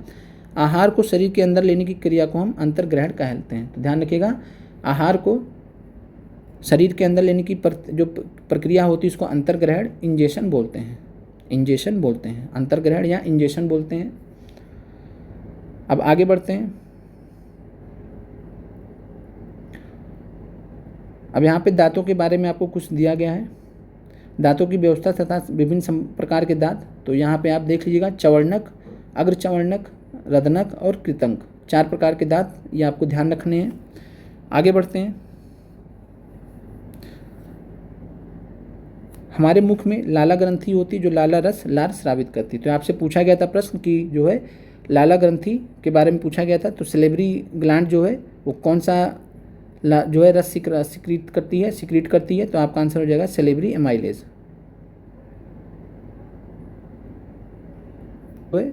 लाला रस को हम क्या बोलते हैं, सलाइवा बोलते हैं, और सलाइवा में क्या होता है, सिलेबरी एमाइलेज। आगे बढ़ते हैं। अब यहाँ पे दांतों के बारे में दिया गया है कि हमारे दांतों का प्रथम सेट, जो पहली बार दांत निकलते हैं शैशव काल में निकलता है, लगभग 8 वर्ष तक ये सभी दांत गिर जाते हैं, जिन्हें दूध के दांत कहते हैं। तो ध्यान रखिएगा, दूध के दांत 8 साल तक, उसके आगे नहीं। और फिर उसके बाद जो दांत निकलते हैं इनको अस्थायी दांत बोलते हैं। अब यहाँ पे जीभ के बारे में ध्यान रखिए। जीभ क्या होता है, तो मांसलपेशीय अंग है। जीभ एक मांसलपेशीय अंग है जो पीछे की ओर मुख गुहिका के आधार तल से जुड़ी होती है। इसका अग्रभाग स्वतंत्र होता है और किसी भी दिशा में मुड़ सकता है। फिर है मिठाइयाँ और दंत क्षय। तो ये जीवाणु दांतों के बीच में, जैसे हम जो भी खाना वाना खाते हैं तो जो जीवाणु होते हैं दांतों के बीच फंसे भोजन की शर्करा का विघटन कर अम्ल निर्मोचित कर देते हैं, और फिर धीरे धीरे दांत को क्षति पहुंचती है, जिसे हम दंत क्षय बोलते हैं। तो दंत क्षय आपसे प्रश्न पूछा गया, आपको 10th क्लास में दिया गया है कि दंत क्षय कब माना जाता है। तो जब आपका जो आपका pH मान है, जब pH मान आपके मुख का जो है 5.5 से कम होने लगेगा, 5.5 या 5.3, इसको देख लीजिएगा। तो 5.5 या 5.3 से pH मान जब कम हो जाएगा तो हम उसको दंत क्षय कहते हैं। एक बार चेक लीजिएगा, एक ही है, या तो 5.5 या 5.3 है। फिर जीभ के स्वाद के विभिन्न क्षेत्र यहाँ पे दिए गए हैं। जीभ पर स्वाद कलिकाएं होती हैं जिनकी सहायता से विभिन्न प्रकार के स्वाद का पता चलता है। अब भोजन नली ग्रसिका के बारे में पढ़ते हैं, ओसोफेगस, फूड पाइप के बारे में। तो निगला हुआ ग्रास नली अथवा ग्रसिका में जाता है। ग्रसिका गले एवं वक्ष से होते हुए जाती है। ग्रसिका की भित्ति के संकुचन से भोजन नीचे की ओर सरकता जाता है। तो आपसे एक प्रश्न पूछा गया था, पेरिस्टाल्टिक मूवमेंट, प्राइमरी में भी पूछा गया था, पहले 6 से 8 में पूछा गया, फिर प्राइमरी में भी सेम प्रश्न पूछा गया था। तो पेरिस्टाल्टिक मूवमेंट, तो पेरिस्टाल्टिक मूवमेंट ये होता है। तो ग्रसिका की भित्ति के संकुचन से भोजन नीचे की ओर सरकता जाता है, और पेरिस्टाल्टिक मूवमेंट इसको नहीं कहते हैं। ठीक है, हम आगे इसको डिस्कस करेंगे। हम बताना चाह रहे थे कि आपसे प्रश्न पूछा गया था प्राइमरी, पहले 6 से 8 में तैयारी में 2 में पूछा गया, फिर प्राइमरी में भी सेम प्रश्न पूछ लिया गया था। तो इसीलिए हम आपसे कहते हैं कि आपको 6 से 8 तक के भी क्वेश्चन देख लेने हैं। 9, 10 के भी कुछ सिंपल क्वेश्चन हमने आपको कराए हैं, तो वो सब क्वेश्चन देखे रहेंगे तो आपका एक्स्ट्रा एडिशन रहेगा। तो ग्रसिका की भित्ति के संकुचन से भोजन नीचे की ओर सरकता है। संपूर्ण आहार नाल संकुचित होती रहती है तथा यह गति भोजन को नीचे की ओर ढकेलती रहती है। कभी कभी हमारा आमाशय खाए हुए भोजन को स्वीकार नहीं करता, फलस्वरूप वमन यानी उल्टी होकर बाहर हो जाता है। तो जो संपूर्ण आहार नाल संकुचित होती रहती है, इसी प्रक्रिया को हम पेरिस्टाल्टिक मूवमेंट बोलते हैं, जो प्रश्न आपसे पूछा गया था। फिर यहाँ पे आपका है आमाशय, भोजन है, ग्रसिका है, फिगर आपको दिया गया है, चित्र दिया गया है। आमाशय के बारे में आपको ध्यान रखना, कई बार परीक्षा में प्रश्न पूछा गया। तो आमाशय के बारे में ये मोटी भित्ति वाली एक थैलीनुमा संरचना है। तो स्टोमक के बारे में आपको ध्यान रखना है कि मोटी भित्ति वाली एक थैलीनुमा संरचना या चपटा एवं जे की आकृति का होता है। तो ये भी आपसे प्रश्न पूछा गया है कि चपटा एवं जे की आकृति का होता है। आहार नाल का सबसे चौड़ा भाग है, प्रश्न आपसे पूछे आहार नाल का सबसे चौड़ा भाग है तो आमाशय हो जाएगा। यहाँ एक और ग्रसिका ग्रास नली से खाद्य प्राप्त करता है तथा दूसरी ओर क्षुद्रांत में खुलता है। तो एक और ग्रसिका से शुरू होगा खाद्य प्राप्त करते हुए, और दूसरी तरफ क्षुद्रांत यानी कि स्मॉल इंटेस्टाइन में खुलेगा। आगे बढ़ते हैं।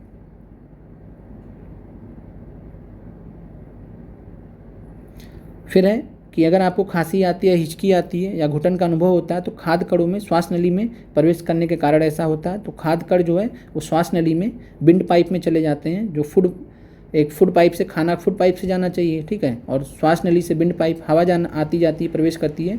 तो कई बार क्या होता है कि श्वास नली में विंड पाइप में खाद्य कण चले जाते हैं, तो इसके वजह से हमें खांसी आती है, हिचकी आती है। आगे बढ़ते हैं। अमाशय का आंतरिक स्तर सतह श्लेष्मल, हाइड्रोक्लोरिक अम्ल तथा पाचक रस स्रावित करता है। श्लेष्मल अमाशय के आंतरिक स्तर को सुरक्षा प्रदान करता है।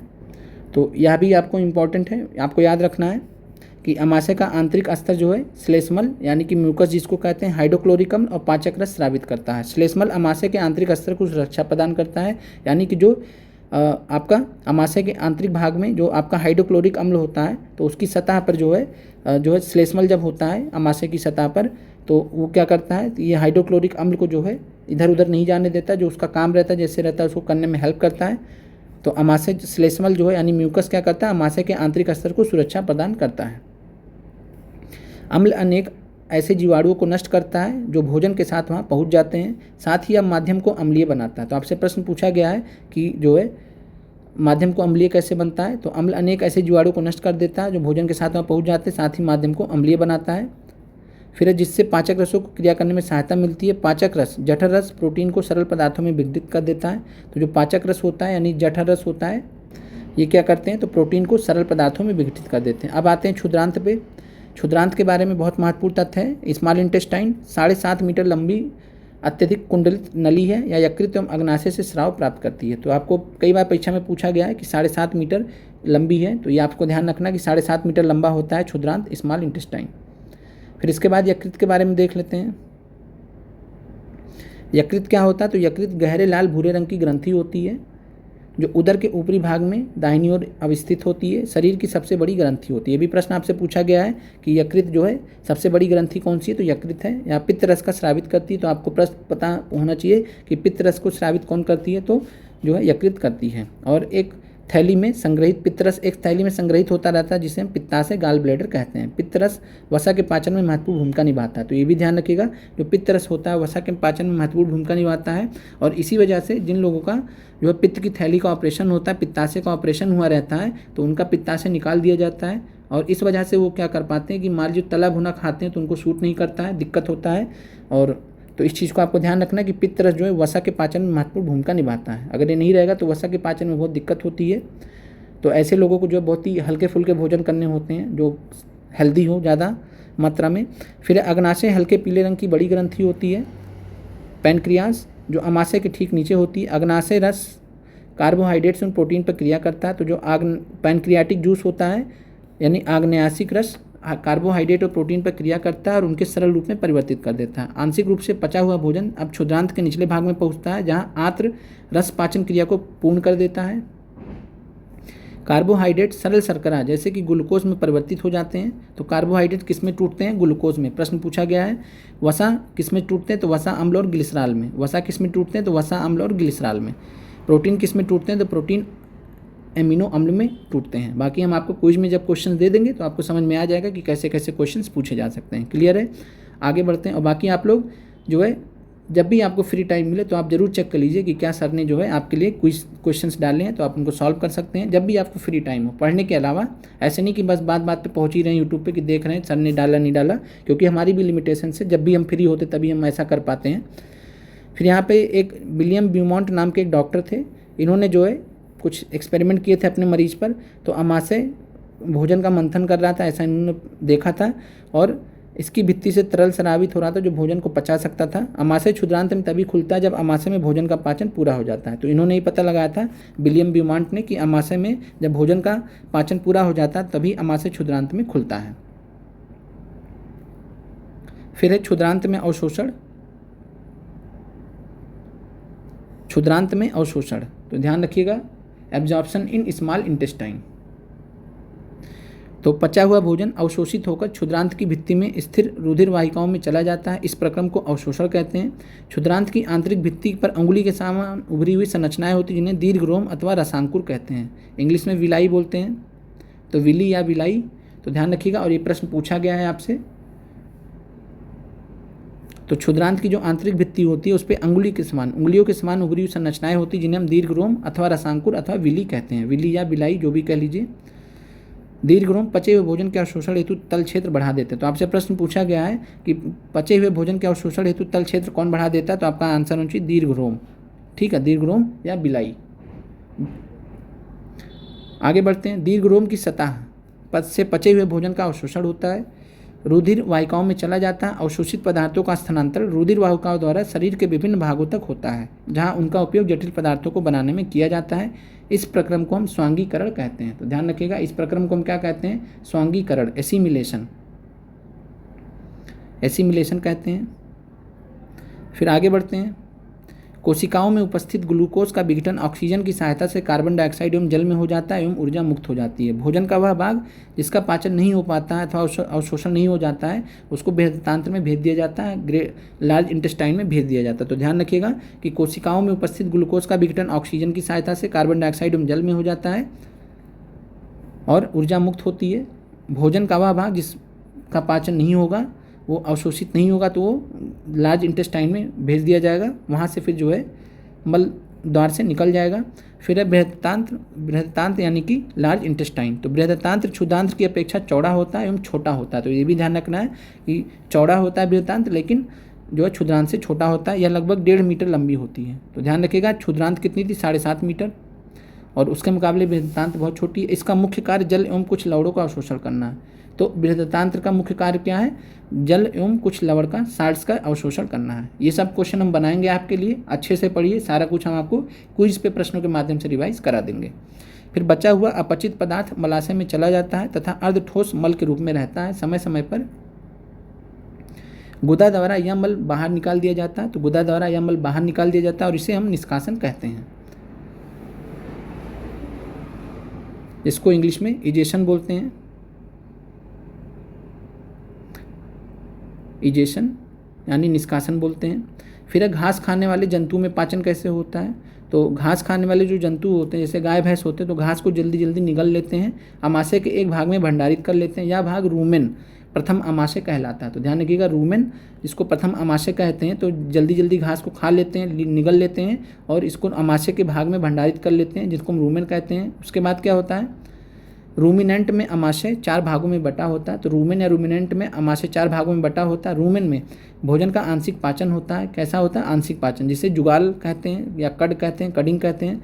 बाद में जंतु इसको छोटे छोटे पिंडकों के रूप में पुनः मुख में लाता है, जिसे वह चबाता रहता है। इस प्रक्रम को हम रोमंथन बोलते हैं। और ध्यान रखिएगा, जुगाली करते समय आपसे पीसीएस की परीक्षा में प्रश्न पूछा गया कि जुगाली करते समय ये इधर से पहले अंदर गया, फिर ये रूमेन वाला पार्ट है, रूमेन पार्ट से वापस थोड़ा थोड़ा लाएगा, उसको चबाएगा।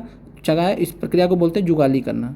और जुगाली करते समय आपसे प्रश्न पूछा गया था कि जुगाली करते समय कौन सी गैस निकलती है, तो मीथेन गैस। ध्यान रखिएगा, जब पशु जुगाली करते हैं तो कौन सी गैस निकलती है, मीथेन गैस। क्लियर है। अब आगे बढ़ते हैं।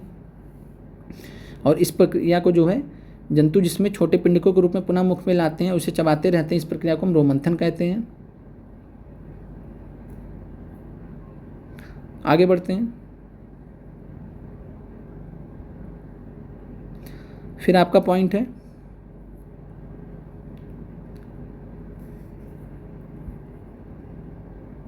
रोमंथन को जुगाली करना कहते हैं। और आपसे वही प्रश्न पूछा गया था, रोमंथन या जुगाली करते समय पशु कौन सा जो है गैस वहाँ पे निकलता, तो जो है जुगाली करते समय पशुओं के मुंह से जो है मीथेन गैस निकलती है। और ऐसे जंतु को हम रूमिनेंट बोलते हैं या रोमंथी बोलते हैं।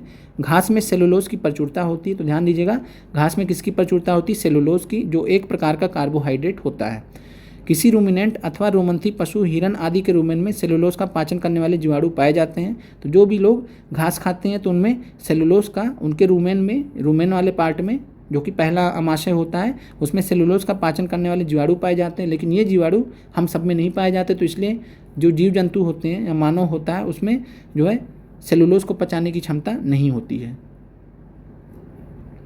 अब घोड़ा खरगोश आदि में क्या होता है, तो घोड़ा खरगोश आदि में क्षुद्रांत एवं बृहदान्त के बीच एक थैलीनुमा बड़ी संरचना होती है, जिसे अंधनाल कहते हैं। भोजन के सेलुलोज का पाचन यहाँ पे कुछ जीवाणु द्वारा किया जाता है, जो मनुष्य के आहार नाल में अनुपस्थित होते हैं। तो मनुष्य में नहीं पाया जाता है ये सब चीज़।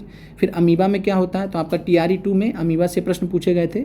अभी हम आपको दिखाते हैं कि क्या प्रश्न आपसे पूछा गया था। 6 से 8 में प्रश्न साइंस में पूछा गया था, तो आपसे भी पूछा जा सकता, तो आपके तो सिलेबस का ही है। अमीबा में संभारण एवं पाचन, तो अमीबा में जो है कैसे फीडिंग होता है, कैसे खाना खाते हैं, कैसे पचाते हैं। तो अमीबा जलाशयों में पाया जाने वाला एक कोशिक जीव है। तो पहला आपको पॉइंट याद रखना अमीबा के बारे में कि एक कोशिकीय जीव होता है। क्लियर है। फिर अमीबा की कोशिका में एक कोशिका झिल्ली होती है जिसे एक घोल सघन केंद्रक और कोशिका द्रव्य के बुलबुले के समान अनेक धानियाँ होती हैं। अमीबा निरंतर, ये आपको याद रखना, अमीबा निरंतर अपनी आकृति एवं स्थिति बदलता रहता है। और किसकी मदद से बदलता रहता है, तो यह एक अथवा अधिक उंगली के समान प्रवर्ध निकालता रहता है जिन्हें हम पादाभ कहते हैं, कृत्रिम पाव कहते हैं। तो पादाभ के जरिए, जिनको सीडोपोडिया बोला जाता है, सीडोपोडिया, इंग्लिश में सीडोपोडिया बोला जाता है, सीडोपोडिया या पादाभ के माध्यम से अमीबा निरंतर अपनी आकृति एवं स्थिति बदलते रहते हैं। क्लियर है। और ये पादाभ क्या करते हैं, इन्हें गति देने एवं भोजन पकड़ने में सहायता करते हैं, ये भी आपको याद रखना है। फिर अमीबा कुछ सूक्ष्म जीवों का आहार करता है। जब इसे भोजन का आभास होता है तो यह खाद्य कण के चारों ओर पदार्थ विकसित करके उसे निगल लेता है। खाद्य पदार्थ उसकी खाद्य धानी में फंस जाते हैं। तो आपसे ये पूछा गया था कि खाद्य पदार्थों का पाचन अमीबा में कहाँ पे होता, तो आपका आंसर था खाद्य धानी या फूड वैक्यूल। ये आपका 6 से 8 साइंस में TRE 2 में प्रश्न पूछा गया था। अगर आपने TRE 2 के प्रश्न देखे, TRE 2 के साइंस के प्रश्न देखे हो तो आपको वहाँ मिल जाएगा। बाकी हम आपको मैराथन में फिर से करा देंगे जो आपके लिए ज़रूरी है PRT के लिए। तो अमीबा कुछ सूक्ष्म जीवों का आहार करता है। जब इसे भोजन का आभास होता है तो यह खाद्य कण के चारों ओर पदार्थ विकसित करके उसे निगल लेगा। फिर खाद्य पदार्थ उसकी खाद्य धानी में फंस जाते हैं। क्लियर है। आगे बढ़ते हैं। अब आप यहाँ पे देख सकते हैं, ये आपका जो है खाद्य धानियाँ हो गई जिनको हम फूड वैक्यूल्स कहते हैं, जिसमें खाने का पाचन होगा। अब यहाँ पे आप ध्यान देखिए, पादाब है, ये पादाब है जो आगे बढ़ रहे हैं, इधर बढ़ रही है आपके पादाब है। ठीक है, सीडोपोडिया है अमीबा के, और यहाँ पे कोई खाने का कण था, फूड पार्टिकल था, तो यहाँ पे आया, तो ये पादाब आगे बढ़ के इनको कवर करेंगे, फिर इसको अंदर ले आएंगे, और जब अंदर ले आएंगे तब फिर खाद्य धानियों द्वारा इनका पाचन होगा। फिर जो बचेगा उसको बाहर निकाल दिया जाएगा, जो बचेगा उसको बाहर निकाल दिया जाएगा। ये प्रक्रिया होती है अमीबा में। खाद्य धानी में फूड वैक्यूल में पाचक रस स्रावित होते हैं, खाद्य पदार्थ पर क्रिया करके उन्हें सरल पदार्थों में बदल देते हैं। पचा हुआ खाद्य धीरे धीरे अवशोषित हो जाता है। अवशोषित पदार्थ अमीबा की वृद्धि, रख रखाव एवं गुणन के लिए उपयोग किए जाते हैं। बिना पचा हुआ अपशिष्ट खाद्य धानी द्वारा ही बाहर निकाल दिया जाता है। तो आपसे अगर दोबारा से प्रश्न पूछे कि अमीबा में बिना पचा हुआ अपशिष्ट किसके द्वारा बाहर निकाल दिया जाता है, तो खाद्य धानी के द्वारा ही, और खाद्य धानी के द्वारा ही पाचन भी होता है, खाद्य धानी के द्वारा ही जो है निकाल भी दिया जाता है जो वेस्ट मटेरियल होते हैं। अब आते हैं, चैप्टर आपका ख़त्म होता है, बाकी आप इसको पढ़ लीजिएगा, PDF आपको दे ही दी जाएगी। अगला चैप्टर है आपका, बाकी आप एक बार इनको भर लीजिएगा, देख लीजिएगा। वसा किस में टूटते हैं, तो वसा टूटते हैं वसा अम्ल और ग्लिसरॉल में। प्रोटीन किस में टूटते हैं, प्रोटीन एमिनो अम्ल में, एमिनो एसिड्स में। कार्बोहाइड्रेट शर्करा में। क्लियर है।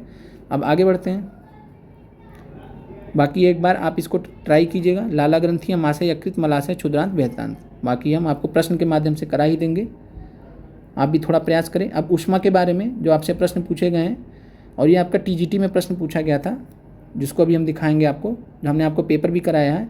अब ऊष्मा में पहला चीज़ क्या है कि किसी वस्तु की उष्णता, गर्मी की विश्वसनीयता माप उसके ताप से की जाती है। ताप मापने के लिए उपयोग की जाने वाली युक्ति को हम तापमापी या थर्मामीटर कहते हैं।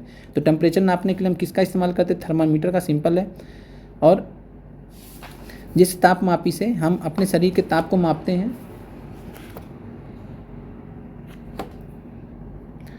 तो ध्यान दीजिए यहाँ पे कि जिस तापमापी से हम अपने शरीर के ताप को मापते हैं उसे हम डॉक्टरी थर्मामीटर बोलते हैं, इसको क्लिनिकल थर्मामीटर बोलते हैं, क्लिनिकल थर्मामीटर। क्लियर है। तो क्लिनिकल थर्मामीटर या डॉक्टरी थर्मामीटर, जिससे हम अपने शरीर का ताप नापते हैं। अब यहाँ पे आपको ध्यान दीजिए कि जो डॉक्टरी थर्मामीटर होता है, क्लिनिकल थर्मामीटर होता है, इसमें पारा भरा होता है, मरकरी भरी होती है, पता है आपको। फिर थर्मामीटर पर आपको ताप मापने का एक मापकरण स्केल भी दिखाई देता है। उपयोग करने वाला मापकरण सेल्सियस में होता है, जिसको C द्वारा दर्शाते हैं। डॉक्टरी थर्मामीटर में आपसे जो प्रश्न पूछ सकता है कि क्लिनिकल थर्मामीटर या डॉक्टरी थर्मामीटर में हम किस रेंज के तापमान को माप सकते हैं, तो 35 से 42 डिग्री सेल्सियस। और ये ऐसा क्यों है, क्योंकि 35 से 42 डिग्री सेल्सियस के बीच में मानव का जो त्वचा होती है, मानव का जो शरीर का तापमान होता है वो 35 से 42 डिग्री सेल्सियस के बीच में ही रहता है, उससे आगे नहीं जाता। तो इसलिए हम डॉक्टरी थर्मामीटर को 35 से 42 डिग्री सेल्सियस तक रेंज रखते हैं। तो आपसे प्रश्न अगर पूछे कितना कितना होता है, तो 35 से 42 डिग्री सेल्सियस तक हम नाप सकते हैं डॉक्टरी थर्मामीटर में। और फिर थर्मामीटर से हम ताप मापना, ये सब है। मानव शरीर का सामान्य ताप आपको पता है कितना होता है, 37 डिग्री सेल्सियस होता है। जब 37 डिग्री सेल्सियस को फ़ारेनहाइट में करते हैं तो कितना होता है, 98.6। और 37 डिग्री सेल्सियस वाकई में कितना होता है, तो 36.89। तो 36.89 डिग्री सेल्सियस होता है, जिसको हम राउंड फिगर में 37 डिग्री सेल्सियस कह देते हैं। फ़ारेनहाइट में 98.6 या 98.6 है कि 98.4, आप एक बार चेक कर लीजिएगा। अब आगे बढ़ते हैं। हम सामान्य ताप की बात करते हैं, नॉर्मल टेम्परेचर, जैसे 37 डिग्री सेल्सियस बोल रहे हैं, तो हम ये क्या कैसे नापते हैं, तो स्वस्थ व्यक्तियों का एक विशाल समूह जो होता है उसी को हम औसत टेम्परेचर माप लेते हैं। अब यहाँ पे ध्यान दीजिए आप कि डॉक्टरी थर्मामीटर को मानव शरीर का ताप मापने के लिए डिज़ाइन किया गया है, इसलिए इसके अलावा और कुछ नहीं नापा जाता है।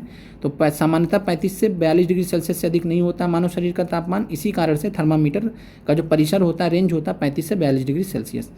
प्रयोगशाला तापमापी, अब आते हैं प्रयोगशाला तापमापी पे। यहाँ से भी आपसे प्रश्न पूछा जा सकता है, महत्वपूर्ण है।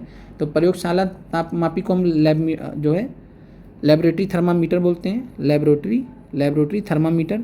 तो लेबोरेटरी थर्मामीटर या प्रयोगशाला तापमापी का परिसर -10 डिग्री सेल्सियस से 110 डिग्री सेल्सियस होता है। तो ये आप ध्यान रखिएगा, -10 डिग्री सेल्सियस से 110 डिग्री सेल्सियस। आगे बढ़ते हैं। मौसम की रिपोर्ट में दिए गए अधिकतम और न्यूनतम तापों की जानकारी के लिए हम अधिकतम न्यूनतम तापमापी का इस्तेमाल करते हैं। तो ध्यान दीजिएगा, मैक्सिमम मिनिमम थर्मामीटर।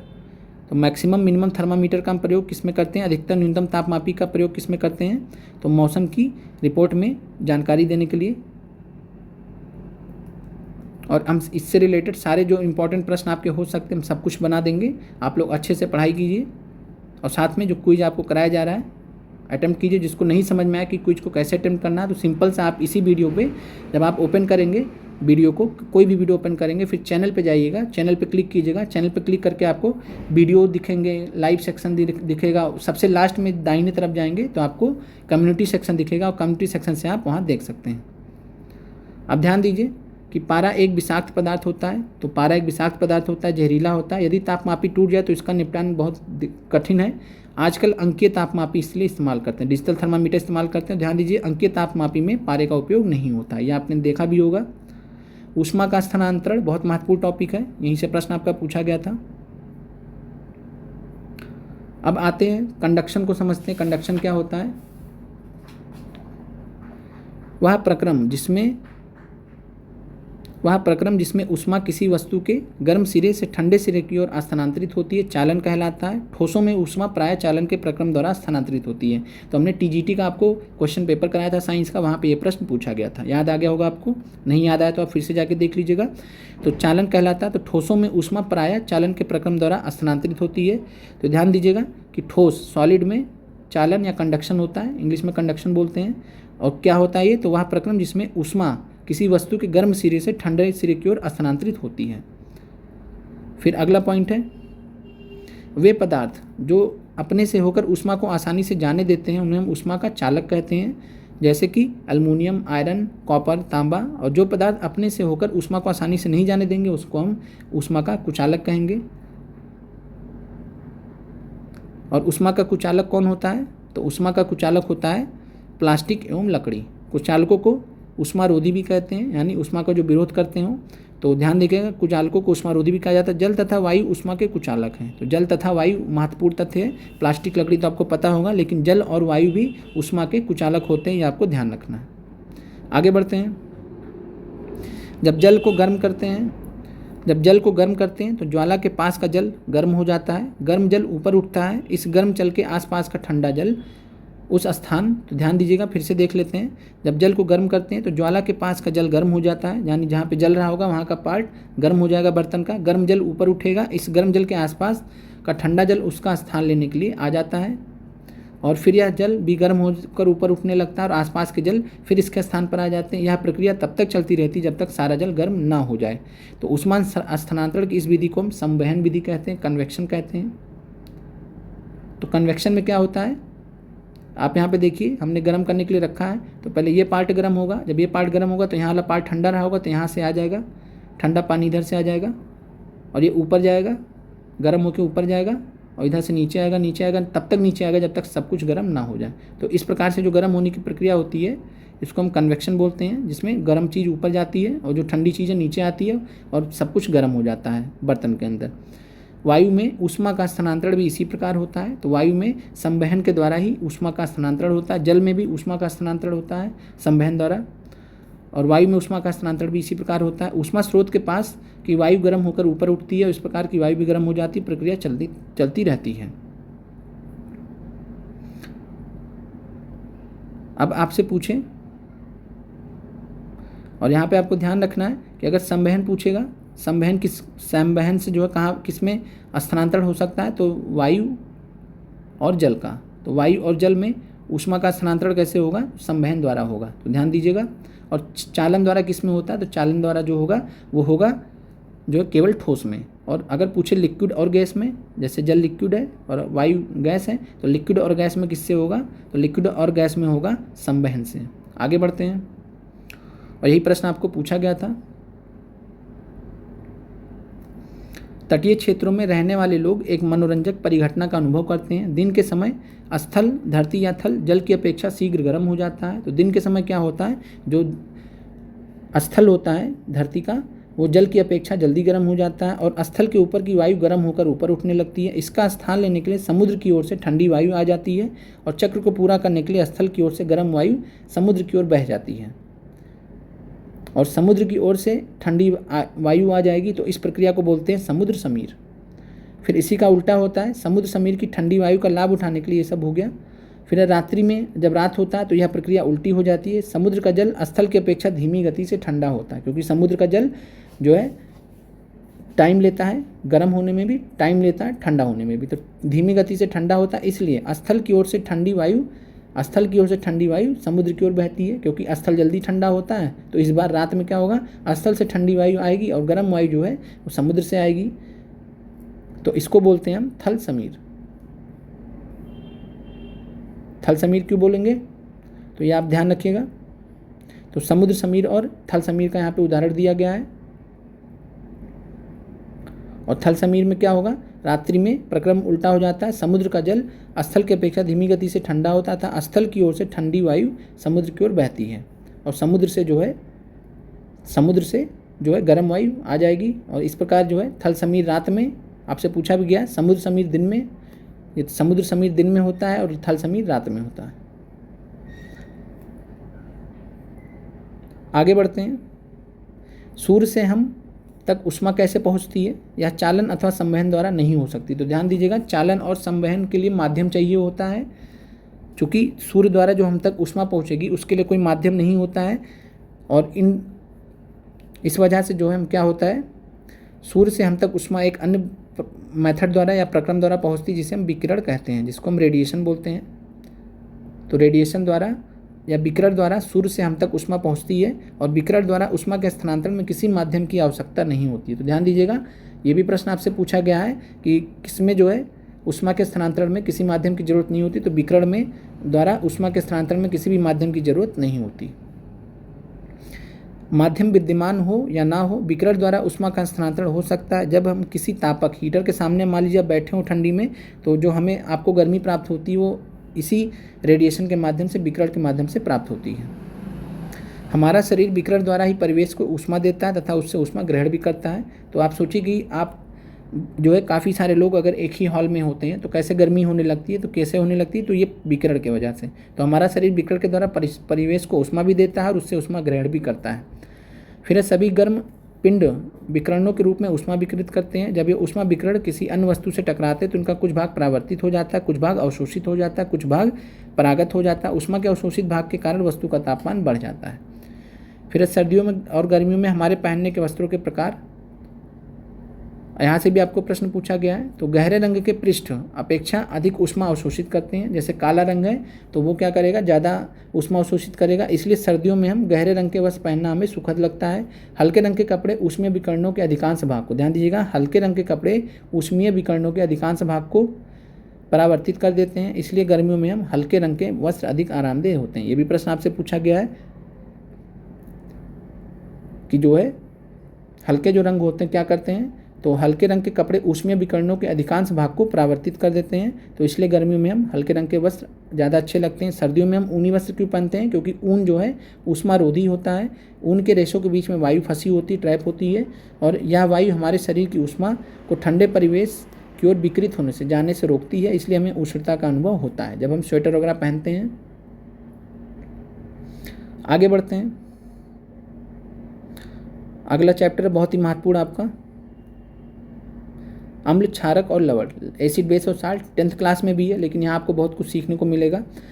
ध्यान दीजिए, अम्ल और क्षारक, दही, नींबू का रस, संतरे का रस और सिरका। आपको पता है क्या होता है? अम्लीय होता है। दही खट्टा होता है, नींबू का रस, संतरे का रस, सिरके का रस, तो ये सब जो है अम्ल के उदाहरण हैं। और इन पदार्थों का स्वाद खट्टा होता है, उनमें अम्ल पाए जाते हैं। और ऐसे पदार्थों की रासायनिक प्रकृति क्या होती है? अम्लीय होती है। फिर खाने का सोडा, बेकिंग पाउडर, NaSCO3, ये जो है कैसा होता है? तो ये भी आपका जो है ऐसे पदार्थ जिनका स्वाद कड़वा होता है और जो स्पर्श करने पर साबुन जैसे लगते हैं, इनको हम क्षारक, बेस कहते हैं। इनकी प्रकृति क्षारकीय या बेसिक होती है। तो सिंपल है। आगे बढ़ते हैं। महत्वपूर्ण है आपसे, ठीक है। वैसे तो हम ये प्रश्न पूछने वाले थे, लेकिन अब आपको यहाँ पे बता दे रहे हैं तो आप कर ले जाएंगे, लेकिन फिर भी देखते हैं कितने लोग नहीं कर पाते हैं। प्रश्न तो हम देंगे ही। यहाँ से, कोई पदार्थ अम्लीय है अथवा क्षारकीय, इसका परीक्षण करने के लिए विशेष प्रकार के पदार्थों का उपयोग किया जाता है। ये पदार्थ सूचक कहलाते हैं, इंडिकेटर कहलाते हैं, जिनसे हम एसिड बेस पता करते हैं। सूचकों को जब हम अम्लीय अथवा क्षारकीय पदार्थों के विलयन में मिलाते हैं तो उनका रंग बदल जाता है। तो सूचकों की खासियत क्या होती है? इंडिकेटर्स की खासियत क्या होती है? जब अम्लीय अथवा क्षारकीय माध्यम में पदार्थों के विलयन में मिलाते हैं तो उनका रंग बदल जाता है। हल्दी, लिटमस, गुड़हल की पंखुड़ियाँ, ये प्राकृतिक रूप से पाए जाने वाले सूचक है। तो आपसे प्रश्न आ सकता है कि निम्नलिखित में से प्राकृतिक रूप से पाए जाने वाले सूचक कौन से हैं? तो हल्दी, लिटमस और गुड़हल की पंखुड़ियाँ। हल्दी, लिटमस और गुड़हल की पंखुड़ियाँ। क्लियर है? अब आगे बढ़ते हैं। हमारे शरीर आसपास के प्राकृतिक सूचक। लिटमस क्या है? एक प्राकृतिक रंजक होता है। प्राकृतिक सूचक लिटमस होता है, और इसे कहाँ से प्राप्त किया जाता है? लाइकेन से। तो लाइकेन से प्राप्त किया जाता है। ध्यान दीजिएगा, लाइकेन से प्राप्त किया जाता है लिटमस को। और आसुत जल में इसका रंग माव या नील सोड़ होता है। जब इसे अम्लीय विलयन में मिलाया जाता है तो लाल रंग का हो जाएगा, और जब क्षारीय विलयन में मिलाया जाता है तो नीला रंग का हो जाता है। ये आपको पता भी है कि अम्लीय में लाल हो जाएगा, क्षारीय में नीला हो जाएगा। और लिटमस पत्र आपने देखा होगा, लिटमस पेपर या लाल रंग और नीले लिटमस पत्र के रूप में उपलब्ध होता है। तो जब हमें बेस चेक करना होता है तब हम क्या करते हैं? जब क्षारीय चेक करना तो लाल लिटमस पेपर पे डालते हैं तो वो नीला हो जाता है, और जब हमको एसिड चेक करना रहता है तो नीले लिटमस पे डालते हैं तो हमें पता चल जाता है इस प्रकार। आगे बढ़ते हैं। अब है यहाँ पे ऐसा विलयन जो लाल अथवा नीले लिटमस पत्र के रंग को परिवर्तित नहीं करते हैं, उनको हम उदासीन विलयन कहते हैं। तो ध्यान दीजिएगा, ऐसे विलयन जो लाल अथवा नीले लिटमस पत्र के रंग को परिवर्तित नहीं करते हैं, उदासीन विलयन कहते हैं। ऐसे पदार्थ ना तो अम्लीय होते ना ही क्षारकीय होते हैं। अब आगे बढ़ते हैं, और आप इस चीज़ को भी समझते हैं। तो सूचक के रूप में गुड़हल के पुष्प बहुत ही महत्वपूर्ण है। आप ये भी समझते हैं कि जितना कम समय में हमने आपको NCERT का मैराथन कराया, कहीं भी नहीं कराया जाता है। सब लोग सिर्फ टाइम पास करते हैं, काफ़ी ज़्यादा बात करते हैं इधर उधर की, और आपका मान के चलिए 4 से 5 घंटे का NCERT का मैराथन देते हैं, और हमने वो 4-5 घंटे खुद लगा लिए, लेकिन आपके लिए समय बचाया है। तो आप इस चीज़ को समझिएगा। सूचक का अम्लीय, क्षारकीय और उदासीन विलयनों पर क्या प्रभाव पड़ता है? गुड़हल के पुष्प का सूचक अम्लीय विलयनों को गहरा गुलाबी, मैजेंटा कर देता है। बहुत ही महत्वपूर्ण है। आपसे प्रश्न पूछ सकता है, गुड़हल के पुष्प का सूचक अम्लीय विलयनों को गहरा गुलाबी या मैजेंटा, एक ही बात है, तो गहरा गुलाबी या मैजेंटा कर देता है। क्षारकीय विलयनों को हरा कर देता है। तो गुड़हल के पुष्प का सूचक जो होता है वो अम्लीय विलयन को गहरा गुलाबी या मैजेंटा कर देगा, और गुड़हल के पुष्प का सूचक जो होगा क्षारकीय विलयनों को हरा कलर कर देगा। तो ये आपको पता होना चाहिए। आगे बढ़ते हैं। अब आते हैं उदासीनीकरण में, और यहाँ पे एक आपको फिनोप्थिलीन के बारे में दिया गया है। 10th क्लास के NCERT में भी हमने आपको एसिड बेस इंडिकेटर में पढ़ाया था। तो फिनोप्थिलीन, और फिनोप्थिलीन के बारे में आपने क्या बताया था? संश्लेषित सूचक में आते हैं, ये सिंथेटिक इंडिकेटर्स में आते हैं। तो संश्लेषित सूचक, एक होता है प्राकृतिक सूचक जैसे हल्दी हो गया और जैसे गुड़हल के पुष्प हो गए, और दूसरा होता है संश्लेषित सूचक जो आपका फिनोप्थिलीन हो गया।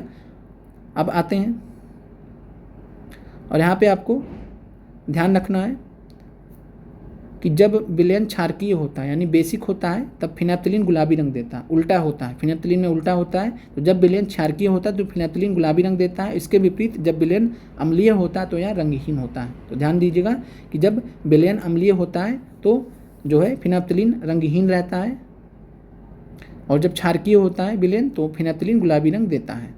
ऐसे ही आपको गुड़हल के पुष्प का भी याद रखना है। उदासीनीकरण अभिक्रिया में सदैव ऊष्मा निकलती है अर्थात निर्मुक्त होती है। निर्मुक्त ऊष्मा से अभिक्रिया मिश्रण का ताप बढ़ जाता है। तो आपसे ये भी प्रश्न पूछा जा सकता है कि निर्मुक्त उदासीनीकरण प्रक्रिया में ऊष्मा निकलती है नहीं निकलती है, तो सदैव ऊष्मा निकलती है, निर्मुक्त होती है। निर्मुक्त ऊष्मा से अभिक्रिया मिश्रण का तापमान बढ़ जाता है।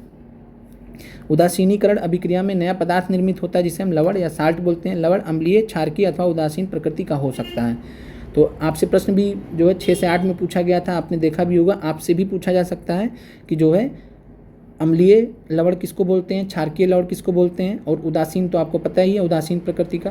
तो जैसे उदासीन प्रकृति का एग्जाम्पल है NaCl है। और जो अम्लीय लवण होता है, अम्लीय लवण की खासियत क्या होती है कि उसमें जो अम्ल होता है, अम्ल बहुत मजबूत होता है। तो मजबूत अम्ल के साथ में जब कमज़ोर क्षार को मिलाते हैं तो जो उदासीनीकरण की प्रक्रिया होती है तो उसमें जो लवण बनता है वो अम्लीय लवण होता है। उसकी प्रकृति अम्लीय होती है क्योंकि अम्ल ज़्यादा मजबूत था। ऐसे ही जब क्षार ज़्यादा मजबूत होता है तो क्षारीय लवण बनता है, क्षारकीय लवण बनता है। क्लियर है? आगे बढ़ते हैं। किसी अम्ल और किसी क्षारक के बीच होने वाली अभिक्रिया उदासीनीकरण अभिक्रिया कहलाती है। इस प्रक्रम में ऊष्मा के निर्मुक्त होने के साथ साथ लवण और जल बनते हैं। जैसे सिंपल सा एग्जांपल HCl और NaOH, ये दोनों जो हैं ये स्ट्रॉन्ग एसिड है, ये स्ट्रॉन्ग बेस है, तो इसलिए जो बनेगा न्यूट्रलाइज हो जाएगा। तो आपका यहाँ पे उदासीन लवण बनेगा। क्या बनेगा? NaCl और प्लस H2O। तो यही आपका हो गया, लवण और जल बनते हैं। आगे बढ़ते हैं। ये प्रश्न कल जो है यहाँ से प्रश्न पूछा गया था UPSC प्री में। अभी संभव तो है नहीं कि हम आपको दिखा पाएँ, आप देख भी सकते हैं जाके अगर आपका देखने का मन हो। जब वर्षा जल में अम्ल की मात्रा अत्यधिक होती है तो अम्ल वर्षा कहलाता है। और अम्ल वर्षा के लिए pH मान जब जल का 5.5 से कम हो जाता है, pH मान वर्षा जल का जब 5.5 से कम हो जाता है तब उसे अम्ल वर्षा कहते हैं। और वर्षा जल में ये अम्ल कहाँ से आते हैं? तो वर्षा जल अम्लीय इसलिए हो जाता है क्योंकि कार्बन डाइऑक्साइड, सल्फर डाइऑक्साइड और नाइट्रोजन डाइऑक्साइड जैसी गैसें जो वायु में प्रदूषकों के रूप में निर्मुक्त होती हैं, वर्षा जल में घुलकर क्रमशः कार्बोनिक अम्ल, सल्फ्यूरिक अम्ल और नाइट्रिक अम्ल बना लेती हैं। तो ध्यान दीजिएगा कि जो वर्षा जल होता है कैसे अम्लीय हो जाता है, क्योंकि कार्बन डाइऑक्साइड CO2, फिर है सल्फर डाइऑक्साइड तो SO2 और नाइट्रोजन डाइऑक्साइड NO2, ये जो गैसें होती हैं वो वायु में प्रदूषकों के रूप में निर्मुक्त होती हैं तमाम तरीक़ों से, गतिविधियों से। और ये वर्षा जल में घुलकर क्रमशः ये कार्बोनिक अम्ल यानी H2CO3 बना लेंगी, फिर ये H2SO4 बना लेंगे और ये जो है HNO3 बना लेंगे। और ये सब जो मिल जाते हैं वर्षा जल में, ये अम्ल, इसी से जो है क्या होता है, तो इसी से अम्लीय वर्षा होता है। तो ध्यान दीजिएगा, अम्लीय वर्षा में कार्बोनिक अम्ल भी होता है, सल्फ्यूरिक अम्ल भी होता है, नाइट्रिक अम्ल भी होता है। इससे पहले आपने जहाँ भी पढ़ा होगा, जिस बुक से भी पढ़ा होगा, आपने पढ़ा होगा कि सल्फ्यूरिक अम्ल होता है, नाइट्रिक अम्ल होता है, बस बात खत्म। लेकिन अगर आपसे कार्बोनिक अम्ल दे दिया जाए तो आप कन्फ्यूज़ नहीं होइएगा। और यही कारण था कि कल UPSC के पेपर में कार्बन डाइऑक्साइड दे दिया गया और काफ़ी सारे लोगों ने गलत किया उसको, प्रश्न को। तो ध्यान दीजिएगा। फिर आपको वही एसिड बेस रिएक्शन दिया जो हमने आपको बता दिया है। अपाचन की बात करें तो अमाशय में अम्ल की आवश्यकता से अधिक मात्रा होने पर अपाचन हो जाता है या अपच हो जाता है, और अपच कभी कभी कष्टदायक होता है। हम इससे बचने के लिए दूध या मैग्नीशियम जैसा प्रति अम्ल लेते हैं। तो एंटा एसिड जिसको बोलते हैं, तो एंटासिड या एंटा एसिड का उदाहरण है मिल्क ऑफ मैग्नीशिया। और milk of magnesia magnesium hydroxide होता है, MgOH toys. Milk of magnesia क्या होता है? मैग्नीशियम हाइड्रोक्साइड होता है। या अत्यधिक अम्ल के प्रभाव को उदासीन कर देता है। ये क्षारीय प्रवृत्ति का होता है। तो जब बहुत ज़्यादा एसिडिटी हो जाती है यानी अम्ल बढ़ जाता है शरीर में, तो हम मैग्नीशियम हाइड्रोक्साइड, जिसको मिल्क ऑफ मैग्नीशिया कहते हैं, इसका इस्तेमाल करते हैं। एंटा एसिड होता है। एंटा एसिड मतलब एसिड का विरोधी यानी क्षार, ठीक है। तो ये अम्ल के प्रभाव को कम कर देता है। और इसका pH मान कितना होता है? तो 10 होता है। आपने NCERT 10th क्लास में पढ़ा होगा। फिर है चींटी का डंक। तो जब चींटी काटती है तो त्वचा में अम्लीय द्रव डाल देती है। कौन सा? तो फॉर्मिक अम्ल डाल देती है, जिसका फार्मूला होता है HCOOH। ये भी आपको पता होना चाहिए, HCOOH। फिर डंक के प्रभाव को नमी युक्त खाने का सोडा सोडियम हाइड्रोजन कार्बोनेट अथवा कैलेमाइन विलयन मलकर उदासीन किया जा सकता है। और जिसमें जिंक कार्बोनेट होता है तो आपसे प्रश्न पूछा जा सकता है कि चींटी के डंक के प्रभाव को जो है ख़त्म करने के लिए हम क्या इस्तेमाल करते हैं, तो सोडियम हाइड्रोजन कार्बोनेट सोडा का इस्तेमाल करते हैं, नमी युक्त सोडा या सोडियम हाइड्रोजन कार्बोनेट NaHCO3, या फिर कैलेमाइन विलयन का। कैलेमाइन विलयन में क्या पाया जाता है, जिंक कार्बोनेट। तो का से कैलेमाइन, का से जो है जिंक कार्बोनेट, तो ध्यान दीजिएगा। तो कैलेमाइन विलयन में क्या पाया जाता है, जिंक कार्बोनेट, और इससे जो है चींटी का जो डंक होता है वो उदासीन हो सकता है। फिर मृदा उपचार की बात आते हैं। यहाँ से भी प्रश्न आपको टीआरई में पूछा गया था। तो मृदा अत्यधिक अम्लीय, अत्यधिक क्षारकीय होती है तो पौधों की वृद्धि अच्छी नहीं होती है। और आपसे एक प्रश्न पूछा गया था आपका शायद 6 to 8 में या प्राइमरी में, ध्यान नहीं है। और वहाँ आपको प्रश्न पूछा गया था कि पौधों की और जंतुओं की वृद्धि के लिए जो है pH मान कितना होना चाहिए, तो आपका आंसर था 6.5 से 7.5, यानी बहुत ज़्यादा अम्लीय ना हो, बहुत ज़्यादा क्षारीय ना हो, बीच में हो। तो 6.5 से 7.5 ये बेस्ट माना गया है। थोड़ा बहुत चेंज भी हो सकता है, जैसे मान लीजिए 6.7 to 7.7 भी दे दे तो ये भी चल जाएगा, कोई बात नहीं। बाकी 6.5 से 7.5 ध्यान रखिएगा। 10th क्लास की NCERT में भी दिया गया है। जब उसका मैराथन कराएंगे तो वो भी आपका हो जाएगा। अब आते हैं, जब मृदा अत्यधिक अम्लीय होती है तब हम क्या करते हैं, तो उसे बिना बुझा हुआ चूना, कैल्शियम ऑक्साइड CO, जिसको बिना बुझा हुआ चूना बोलते हैं, अथवा बुझा हुआ चूना। बुझा हुआ चूना किसको बोलते हैं, तो बुझा हुआ चूना बोलते हैं कैल्शियम हाइड्रोक्साइड को, कैल्शियम हाइड्रोक्साइड को। तो ध्यान रखिएगा, बिना बुझा हुआ चूना बोलते हैं कैल्शियम ऑक्साइड को, और बुझा हुआ चूना बोलते हैं कैल्शियम हाइड्रोक्साइड को। जैसे क्षारकों से उपचारित करते हैं। आपसे प्रश्न पूछा गया था जब मृदा क्षारकीय हो तो इसमें क्या मिलाया जाता है, तो जैव पदार्थ। तो ध्यान दीजिएगा, जब मृदा क्षारकीय होती है, बेसिक नेचर की हो जाती है, ज़्यादा बेस हो जाता है, तो उसमें हम क्या करते हैं, जैव पदार्थ मिलाते हैं। क्लियर है। और जैव पदार्थ कंपोस्ट खाद मृदा में अम्ल निर्मुक्त करते हैं जो उसकी क्षारकीय प्रकृति को उदासीन कर देते हैं। आगे बढ़ते हैं, ये चैप्टर आपका समाप्त होता है, बाकी आप देख लीजिएगा। अब आते हैं भौतिक एवं रासायनिक परिवर्तनों पर। दूध से दही जमने की जो प्रक्रिया होती है रासायनिक प्रक्रिया होती है। दूध खट्टा हो जाता है तो ये भी रासायनिक प्रक्रिया होती है। फिर इसके बाद परिवर्तन 2 प्रकार के होते हैं, भौतिक और रासायनिक। समझ लेते हैं क्या क्या होता है आसान शब्दों में। अब यहाँ पे ध्यान से देखिए, पदार्थ के आकार, अमाप यानी साइज, माप, रंग और अवस्था जैसे गुण उसके भौतिक गुण कहलाते हैं। तो पदार्थ के गुण कौन कौन से हो सकते हैं, आकार हो सकता है, माप हो सकता है, रंग और अवस्था हो सकते हैं भौतिक गुण। वह परिवर्तन जिसमें किसी पदार्थ के भौतिक गुणों में परिवर्तन होता है, आकार में परिवर्तन हो जाए, माप में रंग और अवस्था में परिवर्तन हो जाए, तो उसे हम क्या कहते हैं, भौतिक परिवर्तन। भौतिक परिवर्तन, अवस्था में परिवर्तन, भौतिक परिवर्तन, ठीक है। और भौतिक परिवर्तन सामान्यतः उत्क्रमणीय होता है। तो भौतिक परिवर्तन कैसा होता है, उत्क्रमणीय होता है। और उत्क्रमणीय का मतलब क्या होता है, रिवर्सिबल। यानी जैसे आपने सब्लिमेशन पढ़ा होगा, तो सब्लिमेशन में आपने पढ़ा होगा कि जो ऊर्ध्वपातन होता है, तो सब्लिमेशन का अपोजिट क्या होता है, निक्षेपण होता है। ऊर्ध्वपातन का अपोजिट क्या होता है, निक्षेपण होता है। हमने बात भी किया है। तो जो है ये ध्यान रखना है आपको। बाकी आपको प्रश्नों के माध्यम से हम आपकी तैयारी अच्छे से करा देंगे। आप एक्सप्लेनेशन भी दिए जाते हैं जिससे आप अपनी तैयारी भी कर लेते हैं। आपको अगर डाउट होता है कि इस प्रश्न का आंसर ये क्यों नहीं है, तो भी आपको क्विज के माध्यम से पता चल जाता है। बाकी जिसको कुछ ना समझ में आए क्विज के बारे में, तो आप कमेंट करके बता सकते हैं, क्योंकि जो नए अभ्यर्थी होंगे उनको जानकारी नहीं होगी। आते हैं रासायनिक परिवर्तन के बारे में। तो लोहे में जंग लगना एक रासायनिक परिवर्तन या प्रक्रम और जंग लगना होता है। तो आपको बाकी भौतिक परिवर्तन क्लियर हो गया होगा, जिसमें पदार्थ के भौतिक गुणों में परिवर्तन आएंगे, भौतिक परिवर्तन कहलाएंगे।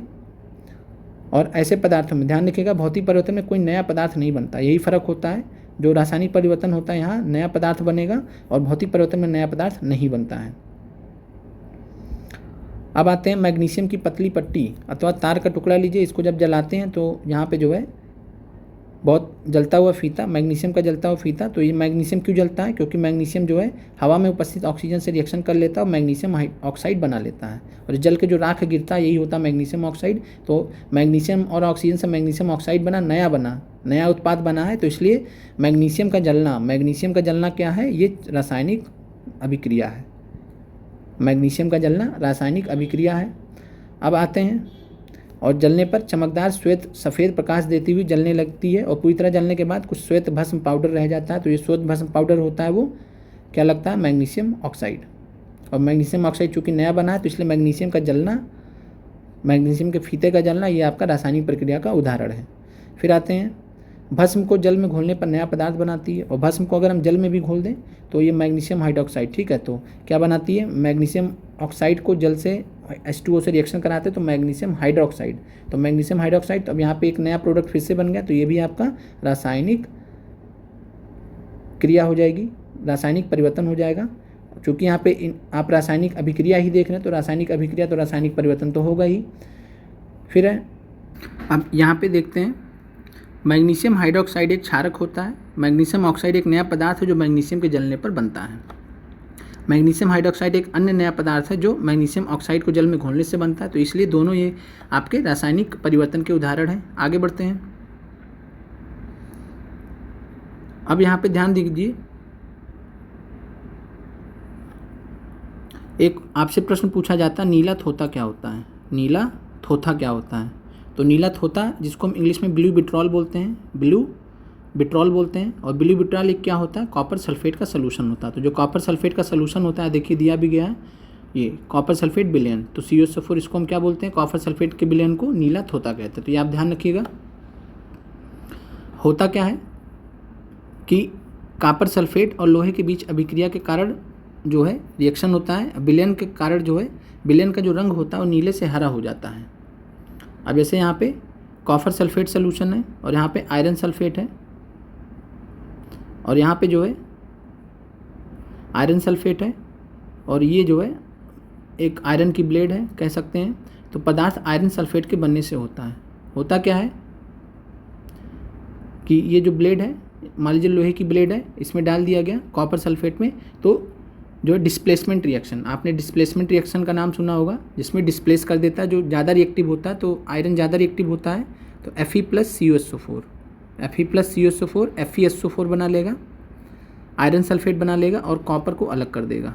तो कॉपर अलग हो जाता है, तो इस वजह से जो है FeSO4 के कारण, फेरस सल्फेट के कारण जो है विलयन का जो रंग था पहले कॉपर सल्फेट की वजह से नीला था, बाद में हरा हो जाता है।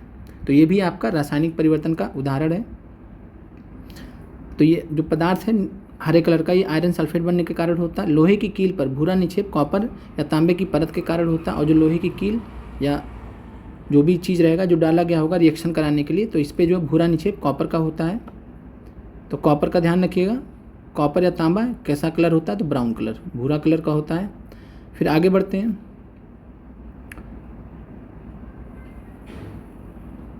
अब यहाँ पे एक चीज़ दिया गया है कि सिरका, एसिटिक अम्ल और खाने का सोडा, सोडियम हाइड्रोजन कार्बोनेट, ये कार्बन डाइऑक्साइड देते हैं और अन्य पदार्थ देते हैं। तो पहला चीज़ तो आप इनका रिएक्शन नोट कर लीजिए। सिरके को CH3COOH बोलते हैं प्लस NaHCO3 हो गया। खाने का सोडा सोडियम हाइड्रोजन कार्बोनेट, ये मिलके क्या देगा? तो ये देंगे CH3CONA, CH3COONA, इतना अलग हो जाएगा, H उधर चला जाएगा, Na इधर आ जाएगा और बाकी बचा H2O और CO2। तो CO2 और H2O। अब जो CO2 गैस निकली है, इस CO2 गैस के बारे में कई बार प्रश्न तैयारी में पूछा गया है। क्या प्रश्न पूछा गया है देख लेते हैं। चूने के पानी से गैस को गुजारने के लिए व्यवस्था। तो चूने का पानी क्या होता है? तो कैल्शियम हाइड्रोक्साइड। आपसे प्रश्न पूछा गया है कि चूने के पानी से गुजारने पर कौन सी गैस होती है जो चूने के पानी को दूधिया कर देती है? तो वो होती है कार्बन डाइऑक्साइड। जब CO2 से गुजारा जाता है तो आपका बना लेता है कैल्शियम कार्बोनेट। तो कैल्शियम कार्बोनेट बनने की वजह से चूने का पानी दूधिया हो जाता है और ये कार्बन डाइऑक्साइड गैस की उपस्थिति भी दर्शाती है अगर ऐसा होता है। कार्बन डाइऑक्साइड और चूने के पानी के बीच में अभिक्रिया निम्न प्रकार से होती है। तो कार्बन डाइऑक्साइड CO2 है, चूने का पानी COH2 है, कैल्शियम कार्बोनेट बन गया और H2O जल बन गया। जब कार्बन डाइऑक्साइड को चूने के पानी में प्रवाहित किया जाता है तो कैल्शियम कार्बोनेट बनता है, जिससे चूने का पानी दूधिया हो जाता है। चूने के पानी का दूधिया हो जाना कार्बन डाइऑक्साइड का मानक परीक्षण है। कई बार परीक्षा में पूछा गया है कि चूने के पानी का दूधिया हो जाना किस गैस का मानक परीक्षण है? Hydrogen gas, carbon dioxide gas, nitrogen gas. तो आपका आंसर होना चाहिए कार्बन डाइऑक्साइड गैस। तो कार्बन डाइऑक्साइड गैस की उपस्थिति पता लग जाती है। आगे बढ़ते हैं। फिर है वह परिवर्तन, फाइनली आपको डिफिनीशन दिया गया, वह परिवर्तन जिसमें एक अथवा एक से अधिक नए पदार्थ बनते हैं रासायनिक परिवर्तन कहलाता है। रासायनिक परिवर्तन को रासायनिक अभिक्रिया भी कह सकते हैं। फिर रासायनिक परिवर्तनों में देखिए तो उदाहरण के लिए भोजन का पाचन, जो खाना पचता है वो रासायनिक परिवर्तन का उदाहरण है। फलों का पकना, जो फल पकते हैं, रासायनिक उदाहरण है। रासायनिक जो है परिवर्तन का उदाहरण अंगूरों का जो किण्वन होता है, फर्मेंटेशन होता है, अंगूरों को जो सड़ाया जाता है वो क्या होता है? रासायनिक परिवर्तन होता है। विभिन्न रासायनिक परिवर्तनों के कारण होता है। तो आपको रासायनिक परिवर्तन के 3 उदाहरण, भोजन का पाचन, फलों का पकना, अंगूरों का किण्वन याद रखना है। इसके अलावा भी और उदाहरण आएंगे। रासायनिक परिवर्तन में एक या एक से अधिक पदार्थ निर्मित होते हैं। नए उत्पादों के अतिरिक्त रासायनिक परिवर्तन में निम्न घटनाएं हो सकती है। तो ध्यान दीजिएगा, रासायनिक परिवर्तन में एक या एक से अधिक नए उत्पाद हो सकते हैं, निर्मित हो सकते हैं, लेकिन क्या क्या हो सकता है, कैसे हमें पता चलेगा कि केमिकल रिएक्शन है या नहीं, रासायनिक परिवर्तन है या नहीं। तो ऊष्मा, प्रकाश अथवा किसी अन्य प्रकार के विकिरण का निर्मुक्त होना या उसका अवशोषित होना। तो ऊष्मा, प्रकाश या किसी अन्य प्रकार के विकिरण, यानी मान लीजिए पराबैंगनी का निर्मुक्त होना या बाहर निकलना या उनका अवशोषित होना, ये लक्षण होता है। ध्वनि उत्पन्न हो सकती है। गंध में परिवर्तित होना या किसी नई गंध का बनना। रंग में परिवर्तित हो सकता है किसी गैस का बनना, जैसे हाइड्रोजन गैस निकलती है, कार्बन डाइऑक्साइड गैस निकलती, तो ये सब केमिकल रिएक्शंस में या रासायनिक परिवर्तनों में ही निकलती है। फिर है मैग्नीशियम के फीते का जलना, रासायनिक परिवर्तन का उदाहरण है। कोयला, लकड़ी अथवा पत्तियों का जलना भी रासायनिक परिवर्तन का उदाहरण है। फिर भी ध्यान रखिए, किसी भी पदार्थ, कुछ भी जलाइएगा तो रासायनिक परिवर्तन है। कुछ भी पदार्थ जला दीजिए, रासायनिक परिवर्तन का उदाहरण है।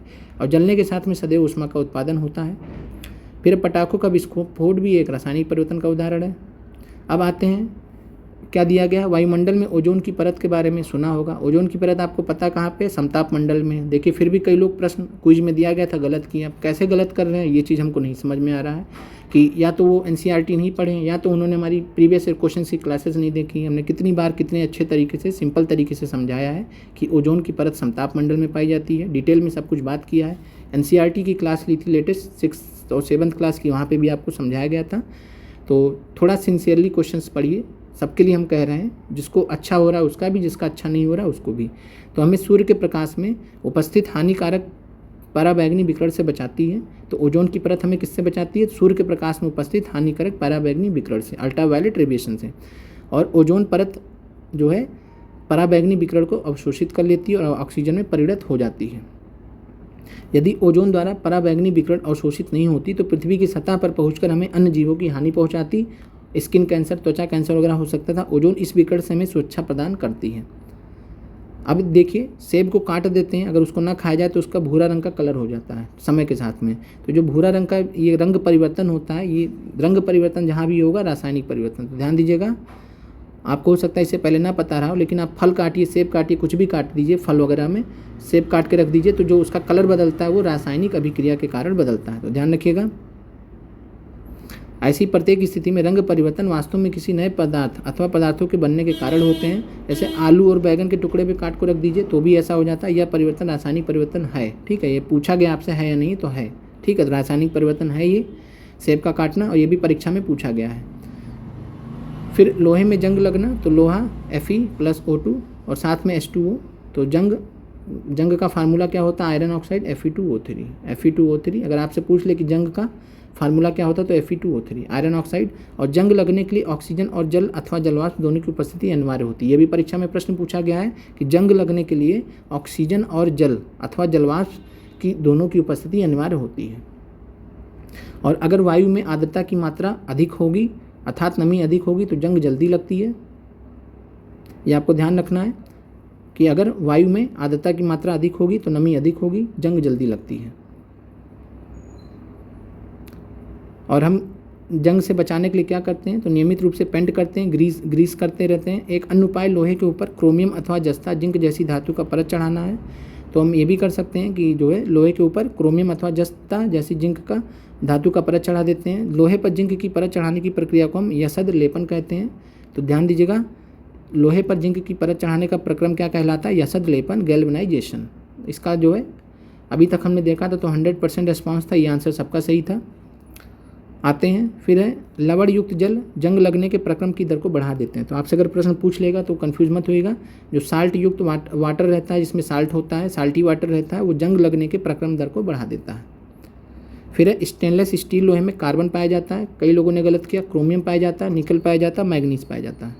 ध्यान दीजिएगा, स्टेनलेस स्टील लोहे में क्या क्या पाया जाता है, कार्बन, क्रोमियम, निकल और मैग्नीज जैसी धातु से मिलकर बनाया जाता है, इसमें जंग नहीं लगती है। ये आज प्रश्न पूछे थे हम आपसे। फिर एक क्रिस्टलीकरण भी आपसे पूछे थे। साधारण नमक लवण को समुद्र जल के वाष्पन द्वारा प्राप्त किया जा सकता है। किसी पदार्थ के शुद्ध क्रिस्टल उनके विलयन से ही प्राप्त किए जा सकते हैं। तो किसी पदार्थ के अगर शुद्ध क्रिस्टल प्राप्त करने तो उनके विलयन से यानी उनके सोल्यूशन से प्राप्त किए जाएंगे, और यह प्रक्रिया क्रिस्टलीकरण कहलाती है। यह भौतिक परिवर्तन का एक उदाहरण है। तो क्रिस्टलीकरण प्रक्रिया भौतिक परिवर्तन का उदाहरण है। क्लियर है। तो ये आपको देखा आपने, और हम आपको क्विज के माध्यम से, हमने क्विज आपके लिए इसीलिए शुरू किया ताकि आप अपना बेस्ट दे सकें, आपको एनसीईआरटी के प्रश्न ना परेशान करें। और हमें पता है कि अगर आप केवल एनसीईआरटी पढ़ेंगे, क्वेश्चंस नहीं देखेंगे, सॉल्व करेंगे, तो आप अंत में बहुत हो जाएंगे कन्फ्यूज। तो इसलिए हम आपके लिए बहुत मेहनत करके, बहुत फिंगर्स का हालत ख़राब हो जाता है, सोचिए कितना टाइप करना पड़ता है। इसके अलावा जो है हाईलाइट वगैरह तो 4-4 5-5 घंटे लग जाते हैं, इतना देर तक उंगलियों को चलाना पड़ता है, बहुत ही मेहनत का काम होता है। तो आप लोग जो है कृपया करके कमेंट करके ज़रूर बताएं कि आपको क्लासेस कैसी लगी, ठीक है। तो ये आपकी जो है ख़त्म होने वाला है चैप्टर, क्रिस्टलीकरण प्रक्रिया आपका भौतिक परिवर्तन का उदाहरण है। तो आपको आज भौतिक परिवर्तन और रासायनिक परिवर्तन क्लियर हो गए होंगे। दूध का खट्टा होना, दूध से दही बनना, ये भी आपका रासायनिक अभिक्रिया का उदाहरण है। बाकी जो आपको कन्फ्यूजन हो कि ये होगा नहीं होगा, आप कमेंट करके भी पूछ सकते हैं। और जो भी क्लास आपको ली जाए, आप कमेंट करके अगर आपको कोई डाउट हो तो आप पूछ सकते हैं। बस इतना रखिए कि हम आपको उतना समझा ले जाए, कई बार बहुत ज़्यादा डिटेल में हो जाता है, ठीक है। तो ये चीज़ है, उस चीज़ को तो खैरहाल दोबारा ही क्लास में समझाया जा सकता है। अब कॉपर सल्फेट के क्रिस्टल यहाँ पे दिखाए गए आपको, कई सारे लोगों ने स्कूल में भी इसको देखा होगा।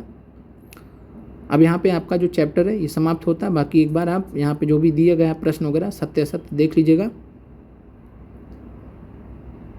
बाकी ये सब भरने का प्रयास कीजिएगा। बाकी हम प्रश्न के माध्यम से करा ही देंगे आपको। तो ये आपको क्लियर हो गया। तो आज आप बताइएगा। और यहाँ पे अम्ल वाले चैप्टर से एक चीज़ छूट गया था, तो अचानक से याद आ गया। एसिटिक अम्ल में किस में पाया जाता है? तो सिरके में पाया जाता है एसिटिक अम्ल। फॉर्मिक अम्ल चींटी के डंक में पाया जाता है। सिट्रिक अम्ल नींबू कुल के सिट्रस फल संतरा नींबू में पाया जाता है। लैक्टिक अम्ल दही में पाया जाता है। ऑक्जेलिक अम्ल पालक में पाया जाता है।